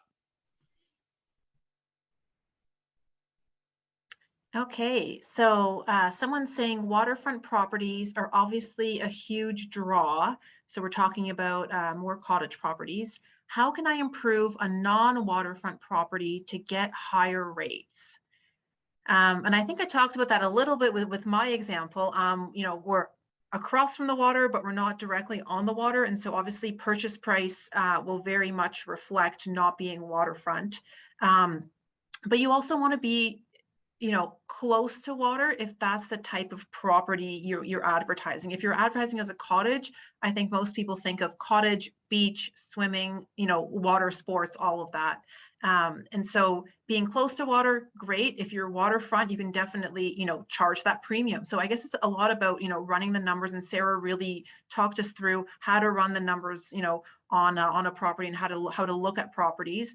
And, at some point, maybe having that waterfront property, you want one for your family, but you also want to rent it out. And so you can look at the numbers. Hey, what can I get? Can I cover all my expenses? Can I make money on this?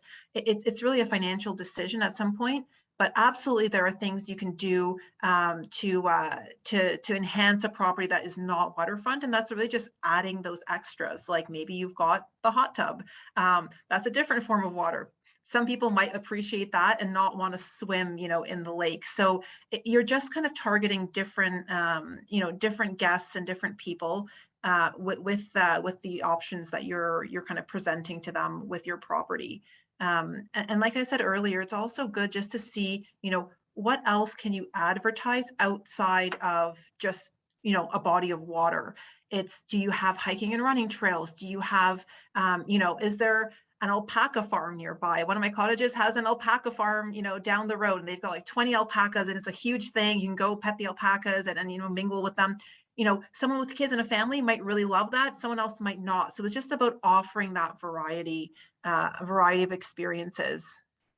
Can I actually add something too? I think there's a great opportunity if you guys just even have like a good sized piece of land to add something cool, like one of those domes or a shipping container home, or like there's a part of people wanting to stay in some unique stays that has nothing to do with cottages or being on the waterfront, or adding hot tubs, which I think are hot tubs and saunas are awesome. But there is something about a unique stay, a tiny home, something that might not cost you. Maybe you've got a house and you could, check out Bill 108 in Ontario. You can add an additional dwelling unit. Maybe, you convert a single family to a duplex, you rent that long term, and you've got a big enough backyard to do a really cool shipping container in the backyard, and you advertise that on Airbnb. And I think that would be just one of those unique stays that people would just want to experience, right? Absolutely. Jen, do you have any kind of, you manage a ton of short-term rentals, and I'm sure you've seen some of the unique properties. How do those do compared to kind of the more traditional, properties that we see on maybe the long-term rental market? Absolutely. Yeah. I think you guys brought up a very good point in terms of unique experiences, especially when you're looking at things like coach houses or tiny homes right now. Have become extremely popular, but in the end, honestly, guests are looking for comfort and cleanliness in these properties. If they're interested in a cottage, they'll already be looking at that side. To be quite honest, waterfront properties are extremely popular compared to non-waterfront properties. And then that's something for sure when you're making decisions in terms of purchasing, that's something definitely to look into, but also provide them with opportunities in terms of either public beach access. So we have one in Dunrobin, for example, and it does awesome in the winter times for ice fishing as well, but it's not on the water. And so we've provided them with maps to go down to the public beach in there. They have a campfire, and it's only about a 2-minute walk. But we do have another property that I would say is probably not as nice as this property, sleeps about the same amount, and does, and I'd have to pull the numbers, but it does make considerably more income than the property that is not on the water for sure. Awesome. And then to close off the hot tub conversation, someone was asking, how challenging is the maintenance or keeping the hot tub clean? Obviously, it's a huge selling feature. Who maintains your hot tub? My cleaners, I used to have, the cleaner I worked with had someone who worked with her who used to manage pools professionally. So the two of them used to take care of the hot tub. Starting actually a few weeks ago, I hired a hot tub. It's actually a pool maintenance company that comes and every 2 weeks, checks in on the hot tub, cleans it out, and then they're available. If the water gets foamy or if we got sand inside, they're available kind of on demand basis to come over and get it cleaned out as needed. So you know, as we've kind of expanded the operation, it's one less thing for my cleaner to worry about because she's got, you know, extra cleaning protocols now as a result of COVID-19. She can focus on just the cleaning. I have now that hot tub maintenance company that that maintains it. And that's really all they do. And they're the experts. So I'm always one to say, you know, if you're an expert in this area, I want you to do it versus myself or someone who isn't, because that's what you do day in, day out. You're going to do it better than anyone else. And so I've got that kind of trusted team there that manages it. And so has not been super challenging, you know, with them on board. I don't have a hot tub yet. I'm going to be getting one, but there's this cool new one. I think I talked to you about it when you were at my cottage. It's called wood stove pools. It's called cottage tubs. You need to be on water, but it pulls the water from the lake. So you could leave it empty. The tenants come, they pull water from the lake. They get their own firewood that they buy from, you know, whatever, like the store. And then they heat it. It takes about 2 hours and then they drain it back. So I will let you guys know because I'm planning on buying one of these for my new cottage in the fall. And that's exactly what we're talking about. We say kind of do something creative and unique. Is there potentially a little bit more maintenance there because people aren't used to it? I mean, sure, with anything you're not used to, it's a little bit more work figuring it out. We have to have instructions on how to use it. But when you're there, that's such a big draw. That's something that you haven't seen before, you know? And so people, that might actually be the deciding factor. If someone's looking at your cottage, Sarah, versus like a neighboring, you know, similar property, and they go, hey, there's this really cool, unique hot tub. I kind of want to try that out. If I'm staying in that area anyways, I'm going to pick this place over somewhere else. So absolutely, really cool. Okay, this is a good question, I think, for everyone. Jen, I'll let you start with this one. How do you handle bad reviews on Airbnb? And on the flip side, what is your favorite trick for getting 5-star reviews? Good question. So bad reviews do happen. They happen to, I would say, the best of hosts. A lot of times it's about setting expectations.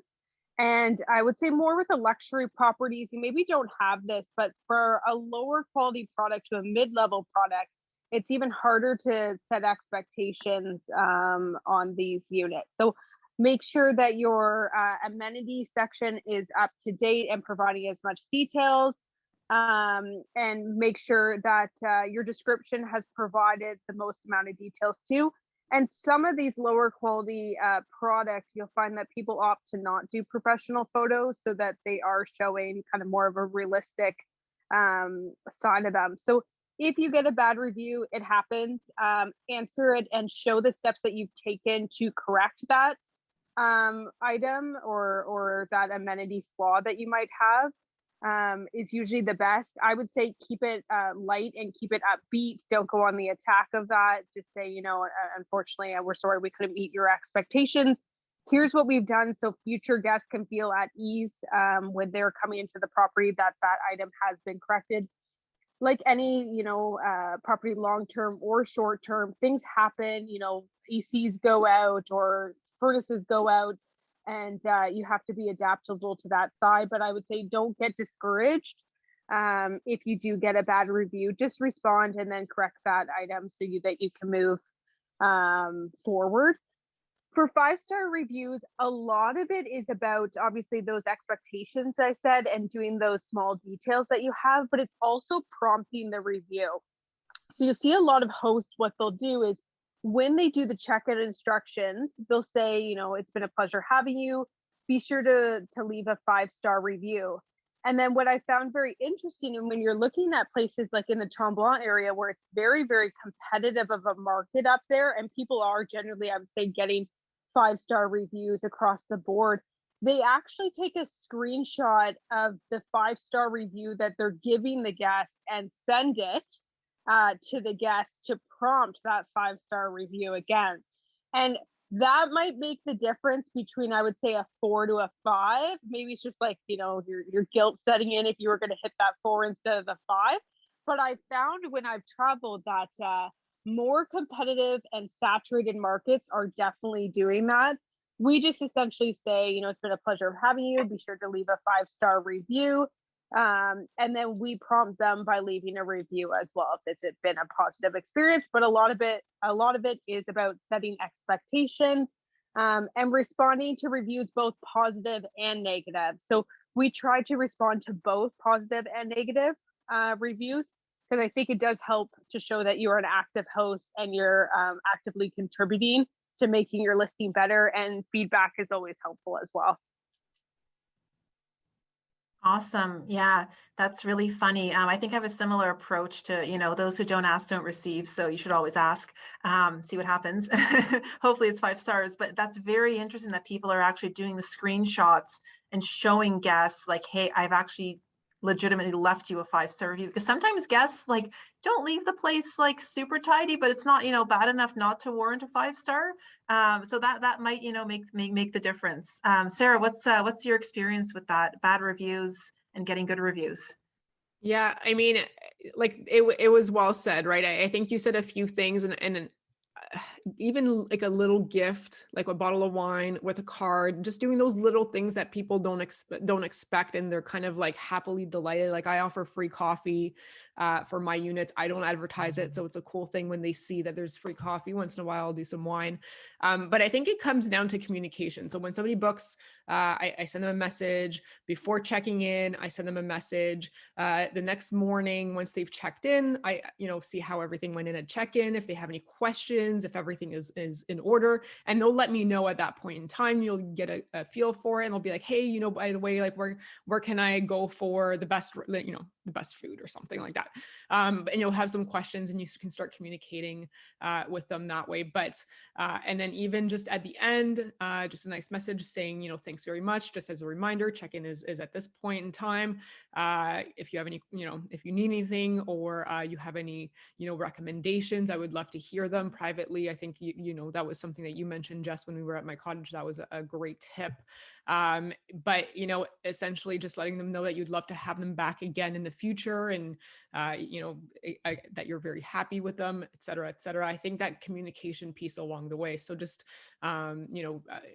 ongoing communication. Don't necessarily wait till the end, but like once they have checked in, make sure that like they don't have any questions or there's no concerns.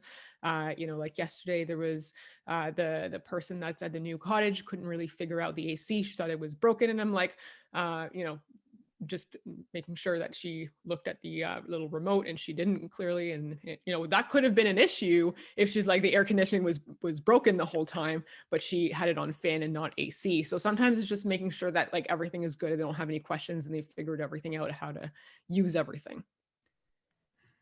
Absolutely. Yeah. And it's just a little last bit from my end is, if something does go wrong, being proactive is so important. I know we had a situation where our drains got clogged because people, even though we have signs, people still flush all kinds of things they should not down the down the drains, down the toilets. And so we had a clogged drain. We got an emergency plumber out there, took care of it, snaked the drains, no problem, took care of it. But it was an inconvenience. And the family was there with their kids. They couldn't use the bathroom for a couple hours during that time. So I mean, what I did is, look, I've got really good returns on this. I refunded them like probably over a third of their booking, just to kind of keep the peace and say, look, like, I'm so sorry. These things do happen in houses all the time. And so because you're in a house, at some point, sometimes something will break or not work the way it's supposed to, and we'll address it as fast as we can. But just kind of taking that extra step and saying, okay, well, you know what? Your stay maybe hasn't been exactly 5 stars to this point with this issue. Here's some extra money. Go do something fun with your family. Take the kids on a trip locally, and I think they were really appreciative of that, and we ended up with a 5-star review. So sometimes it's just kind of preemptively saying, okay, something isn't going perfectly, let me make it right by giving you a little bit something extra so that you can go do other things. And hopefully it shakes out in a way that they're happy and they're appreciative. And maybe, another host wouldn't have done that. It's like, oh, that's actually really nice. These things do happen, but I appreciate you taking that extra step. Yeah, and just being accurate too in the amenities and what you're offering, right? Just don't sugarcoat it. If there's a ton of traffic on the road, just like, you've got to mention all those things, because you don't want them to come and be underwhelmed. You definitely want them to have like good surprises, not oh crap, I didn't know that this was like that, because they didn't mention it. Absolutely. Okay, so I think we all talked about the importance of having a team. So having, the cleaner, having maintenance, repairmen, having contractors, having lawn care, the list goes on and on. You need to build out that team locally because you are hopefully not ever going to be there 24/7 on site doing everything yourself. That's the whole point of real estate investing, is to have that freedom to get that income coming in a little more passively. Um, so a couple questions. How do you find and build the local team? How do you screen them? And then final question too is how important is it to have, a backup or secondary cleaning person, or any of these individuals? So how do you build out the team? How do you screen them? And then do you have backups? Sarah, I'll let you start off. Yeah, sure. So I'll tell you, for my cottages, at least have 2 cleaners. And sometimes you go through cleaners. Like, I'll tell you, I have, luckily, my next door neighbor to this cottage is awesome, and she's now working for me. She's setting up my units, all the ones in the area. Her husband is like super good with maintenance, and she's a really good cleaner. And then before her, because she only started really doing it this year with her job change due to COVID, I had another cleaner down the street. But sometimes word of mouth, your cleaner is going to be the most important person on this team, because they're the eyes, they're the ears, they're the ones that will figure out, is something damaged, is something missing, all that stuff. And of course you need other teams along the way, your plumber, that kind of stuff. But I will tell you that your cleaners are going to be your most important ones. And I had to go through 2 or 3 of them in my Burlington house. And you know what I did? Because I am very picky with cleaning. And in Burlington, it didn't go so well in the beginning in terms of cleaning, because I had to go check. And every single time I go check, I had to go clean after the cleaner, which wasn't good. Or I had to do the sheets because they didn't want to stay long enough. I'm like, you know what? Maria, she lives in Oakville. She doesn't have a car. She's my cleaner at home. I'm like, can you go do this house, and I will Uber you, and I'll tell you, I don't have to look, I don't have to do anything. She does it. I don't have any issues. So sometimes you just gotta like work around what you've got, right? You fire fast and you hire slow, and you make it work. And you know what, I will gladly send her in and out of an Uber to do it, because it's not a 2-day rental. These are monthly rentals, or at least weekly rentals. And I'll just let her know ahead of time. She books it off in her schedule, and she's pretty flexible. So that works for that one. And then for the cottage, just because there's definitely a lot more turnover than I have too. And I know a lot of it's, building rapport. Like, I know, Sarah, you and your neighbor, this was not just like, you didn't ask her, hey, can you clean my cottage the first time you met her? Like, you guys have, spent time together over the years, built that relationship, built that trust. And that's a lot of, it's like real estate investing in general, it's building that trust with individual and creating that network, so that you're not only asking them for help when you need it, but you've built that relationship. So when you do need help, then they're available to help you out, and hopefully, pull a couple strings if they need to. Jen, what on your end, I'm sure you guys have a big team that you work with, that you've built out. How is it different, or how do you work with third parties to turn over all these hundreds of units? Good question. So we actually used to have 26 in-house cleaners that operated these Airbnbs. For us, we went through a lot of cleaners during that time. I would have probably thought at this time we would have gone through more during COVID. So at the beginning of COVID, we actually moved to contract cleaners, and we have a variety of contractors that work for us, whether they're private individuals or companies. We have some that are specialized in more deep cleans and luxury properties. And then we have some that are for quicker, like 1-bedroom bachelor apartments, kind of going in and out on a couple day stays. The majority of our cleaners and maintenance that's operating in the cottage areas are neighbors as well.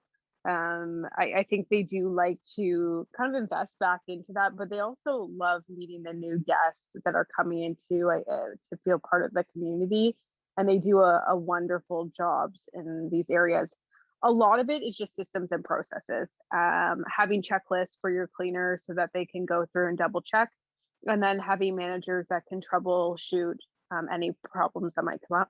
We actually do check every single one of our properties before they go for rent. So we take move out photos. So when a guest moves out, we take photos of how the property was left, any damages, that sort of stuff.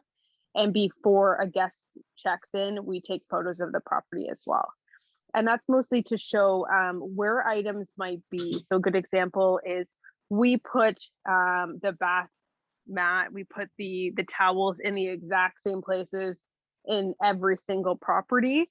But we do have these photos where we can send to the guest saying it's right here and circle the item for them as well. And this goes from anything from even the breaker system that's in the breaker panels that are in the properties as well. But I would encourage, if you are trying to get into the short-term rental market, is to create your systems and processes, because then it's very simple for teams to follow at that point, because there is that process in place.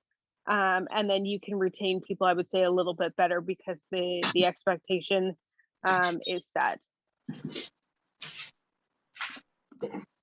Awesome. Okay. And just for me, building out the team, it really was over time and really similar experience with, hiring someone, firing them, just trying to find the right person. My cleaner actually came off of Kijiji. I put an ad up once the first cleaner didn't work out, and I'm in a really, really small community. I think we were under 1,000 people in the town I'm in, so not a lot of individuals. My cleaner probably lives about 15 minutes away, and really the big thing, somebody asked, how do you retain the staff? For me, and I agree with Sarah that the cleaning is like the biggest person, because my cleaner's there several times a week turning over the house when we're busy right now in the summer. It's about, incentivizing her in the ways that make sense for her. I mean, she was working, a retail job when she started with me, and she's got several kids. So for her, she's juggling a lot of different balls. And, over time, we had many conversations saying, I really want to build this business out, and you're my right-hand woman building this business out with me. Let's go on the journey together. And so that's really how we've managed, and we've grown together. We talk, every other day, every third day. She kind of gives me updates on what's going on with the property. She checks in on it, in general. But it's a matter too of just making sure she's properly incentivized and wants to keep going. So she's making enough money now that she left her short-term, her part-time job that she was working retail, and she's only cleaning right now for me and for another individual that I refer to her. So that's really the power of building out this business with other people that can now join you on the trip. I have a certain amount of money that I charge for cleaning and to turn over the unit for every guest that comes through.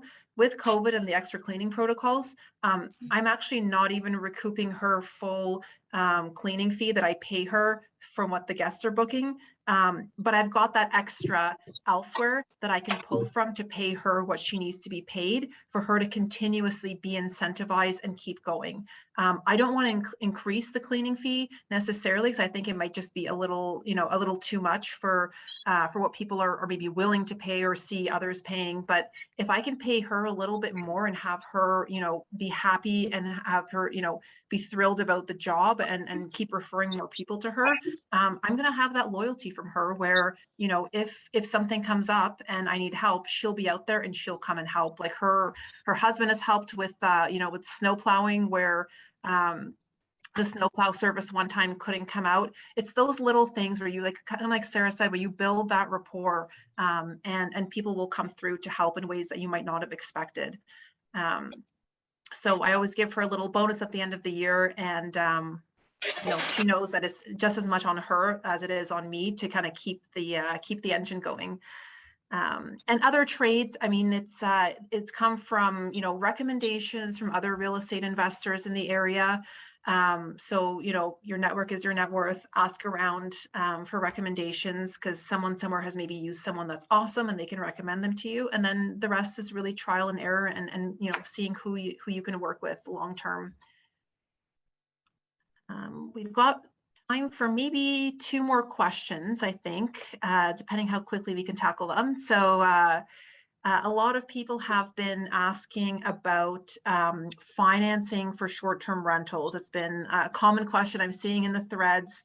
What are the implications, you know, for financing if you're running a short-term rental business?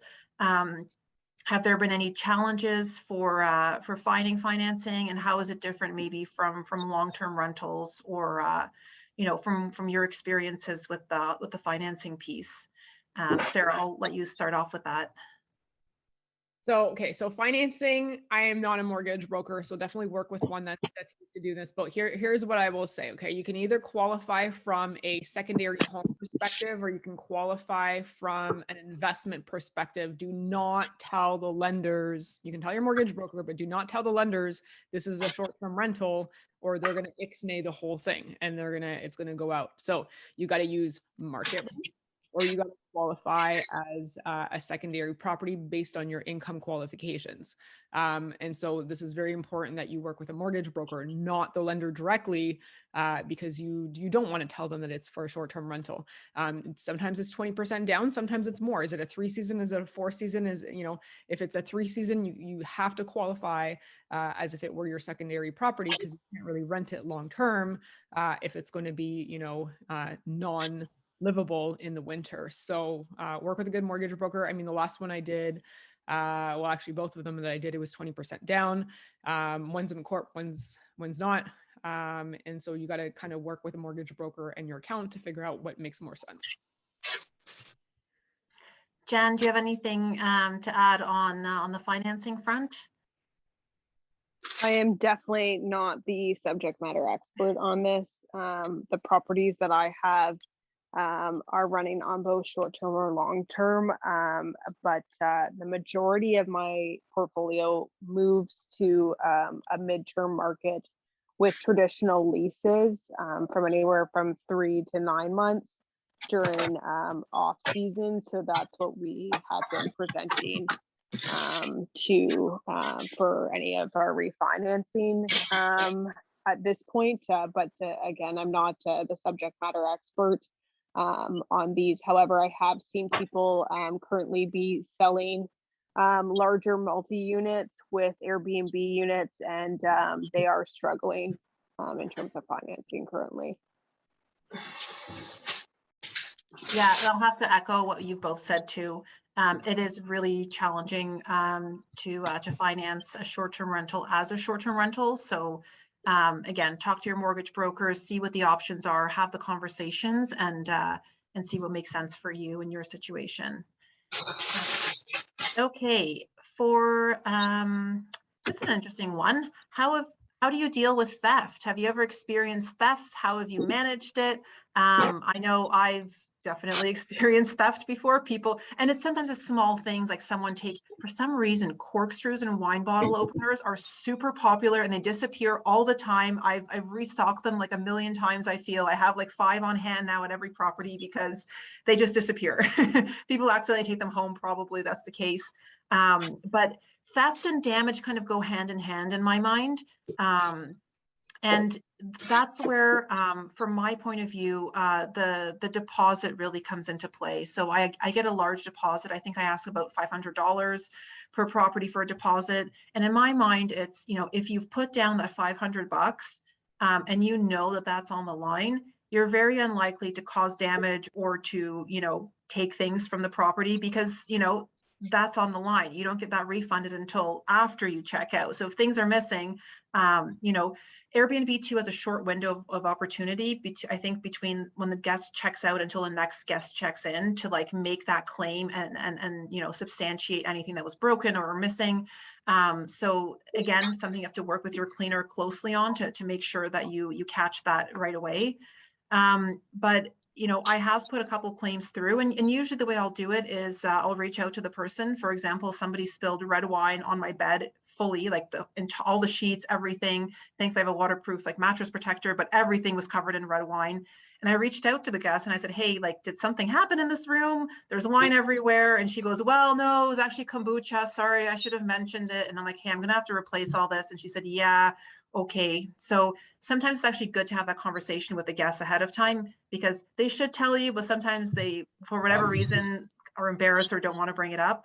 Having the conversation first before they're hit with like a claim through Airbnb can kind of ease through things. But at the end of the day, if you know, if things are damaged that are not normal wear and tear, I think it's reasonable to you know, to put a claim through. And Airbnb usually is, as a platform, pretty fair with those. Although I haven't put many through, they've been pretty good at resolving things. Jen, what are your thoughts? I would like to say the majority of guests are actually very, very good. So when you're starting to hear situations with damage happening at Airbnbs, these are kind of like where you hear about a bad tenant. Like, they're very isolated conversations that are happening, but unfortunately they get more of a rise, I would say, out of people than actual, you know, talking about all the wonderful guests that come in.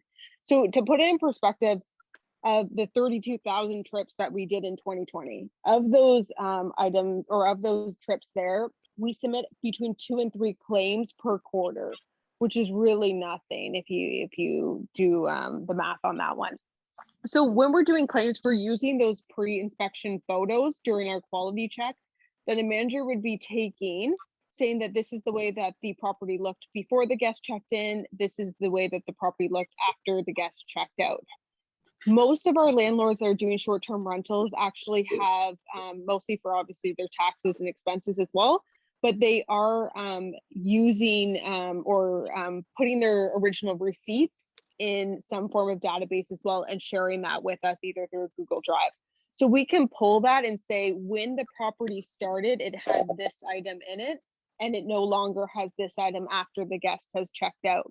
We only bill for $40 or more back to guests. We don't bill for $40 or less. So things like plates, cups, that sort of stuff, I would say that's just part of doing business.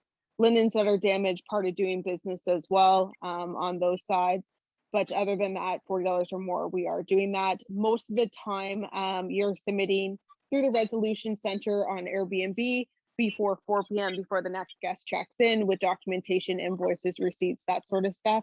And I would say, you know, sometimes you get the depreciated value, but to put in perspective, we've had literally a whole place, had a guest who booked with a fraudulent card, stole every piece of furniture in the property, like cleaned the whole place out. So pretty much now it was an unfurnished rental. I'm talking like the dishwasher was gone, the fridge was gone, all of that sort of thing. And we got full compensation from Airbnb. So there are ways to definitely, you know, get those funds back, but you've got to make sure that it's worth your time as well. And again, these are very isolated situations that you're having. And a lot of the time it isn't even worth your time to submit the claims. It's easier just to purchase that new item and continue on. Absolutely. I think this will be our last question. So Sarah, I'll open it up to you, and then afterwards, I think we'll wrap up. So here's the thing in terms of theft. Okay, so if you're doing 1 or 2 and you want to manage it yourself, a lot of the time the stupidest things just go and go missing. And I'll tell you, I don't think it's necessarily because they meant to steal it, but they either broke it and didn't want to get charged for it, so they, you know, made it go away. And then we find out like maybe 3 or 4 people, like unless it's something big, we don't find, like sometimes we don't know until like, you know, maybe 3 or 4 more tenants in, and then they're looking for it. And I'm like, maybe it's gone. But I'll tell you, very seldomly does it happen. It's usually like, oh crap, they broke something. Like I like to, you know, communicate with them and put in the rules to just let us know. We get things that, you know, things happen. It's just that way we can replace it for the next guest. But I'll tell you, like, I don't think it's going to be so much the theft as it might be the wear and tear or the damage, and just making sure that, you know, whoever is looking for you, whether it's before or after pictures, property management, your cleaners, that you know, as much as possible who created that wear and tear, because you might have to replace something. Like I had to replace a couch that, you know, we allow pets, which is fine. I like pets. I like to have that occupancy rate boosted, so I allow pets in all of my units. You know, they're not allowed on the couch, and one got on the couch and started scratching the crap out of the couch. But luckily, like, those tenants are good.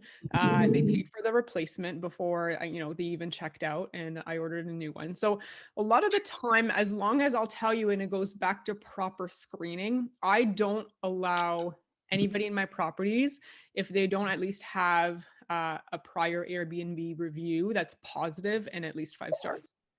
And you know, some people don't have the luxury to do it, but if you look for the right properties, you will. I decline a lot of people. I don't have necessarily the automatic bookings.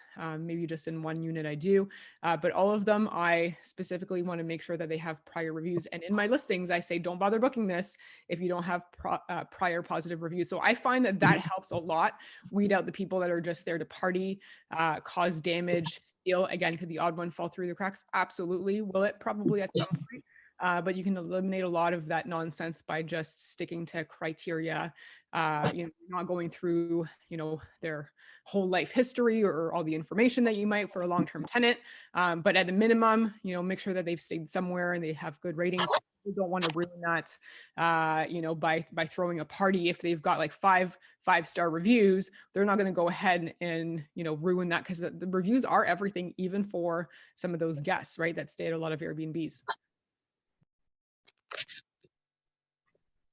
Awesome. Okay. Well, thank you both. That wraps up our Q&A. I'm going to hand the baton back over to you, Luke, to close it off. Awesome. Well, I want to thank all of our speakers, Jess for hosting the panel, and all for your insight, as well as I think a lot of people really appreciated the sharing the example, the before and after pictures, and all of the financials and the numbers there. Sarah, thank you so much for sharing all of your insight, as well as, you know, the detailed analysis on how you choose kind of what property to invest. I think people should be going over your PowerPoint again when they get the replay. As well, Genevieve, thank you so much for sharing all your insight. You have a wealth of knowledge on managing these. So much, you know, so much about how these work, and have so much more experience. Probably more than I will ever have in my life on short-term rentals on managing them. So thank you all. I think that was a wonderful webinar. I think it's awesome to have 3 kick-ass women sharing their knowledge here, who are really experts in the field. I want to let everyone know our next meetup is October 10th. It is a Q&A only meetup. That's where we alternate between speakers and then a Q&A, and then a separate meetup, which will be on a different topic to be announced. That is just Q&A, because we do get so many questions and we don't have enough time to get through them, whether for, you know, newer investors who are just trying to get over some hurdles, and some questions will help them, or experienced investors who are looking to get to the next level. We're going to bring in some guest experts, and they're going to answer your questions. For everyone else, we're going to be sending a recording of this as well. So anyone who signed up for this webinar is going to get the replay link in their email within the next few days, whenever our team can get that across. So I really enjoyed this. I learned a ton. And I want to thank everyone else for attending, all of our attendees for coming out and attending today. So thank you, everyone, and we will see you on our next webinar, October 10th.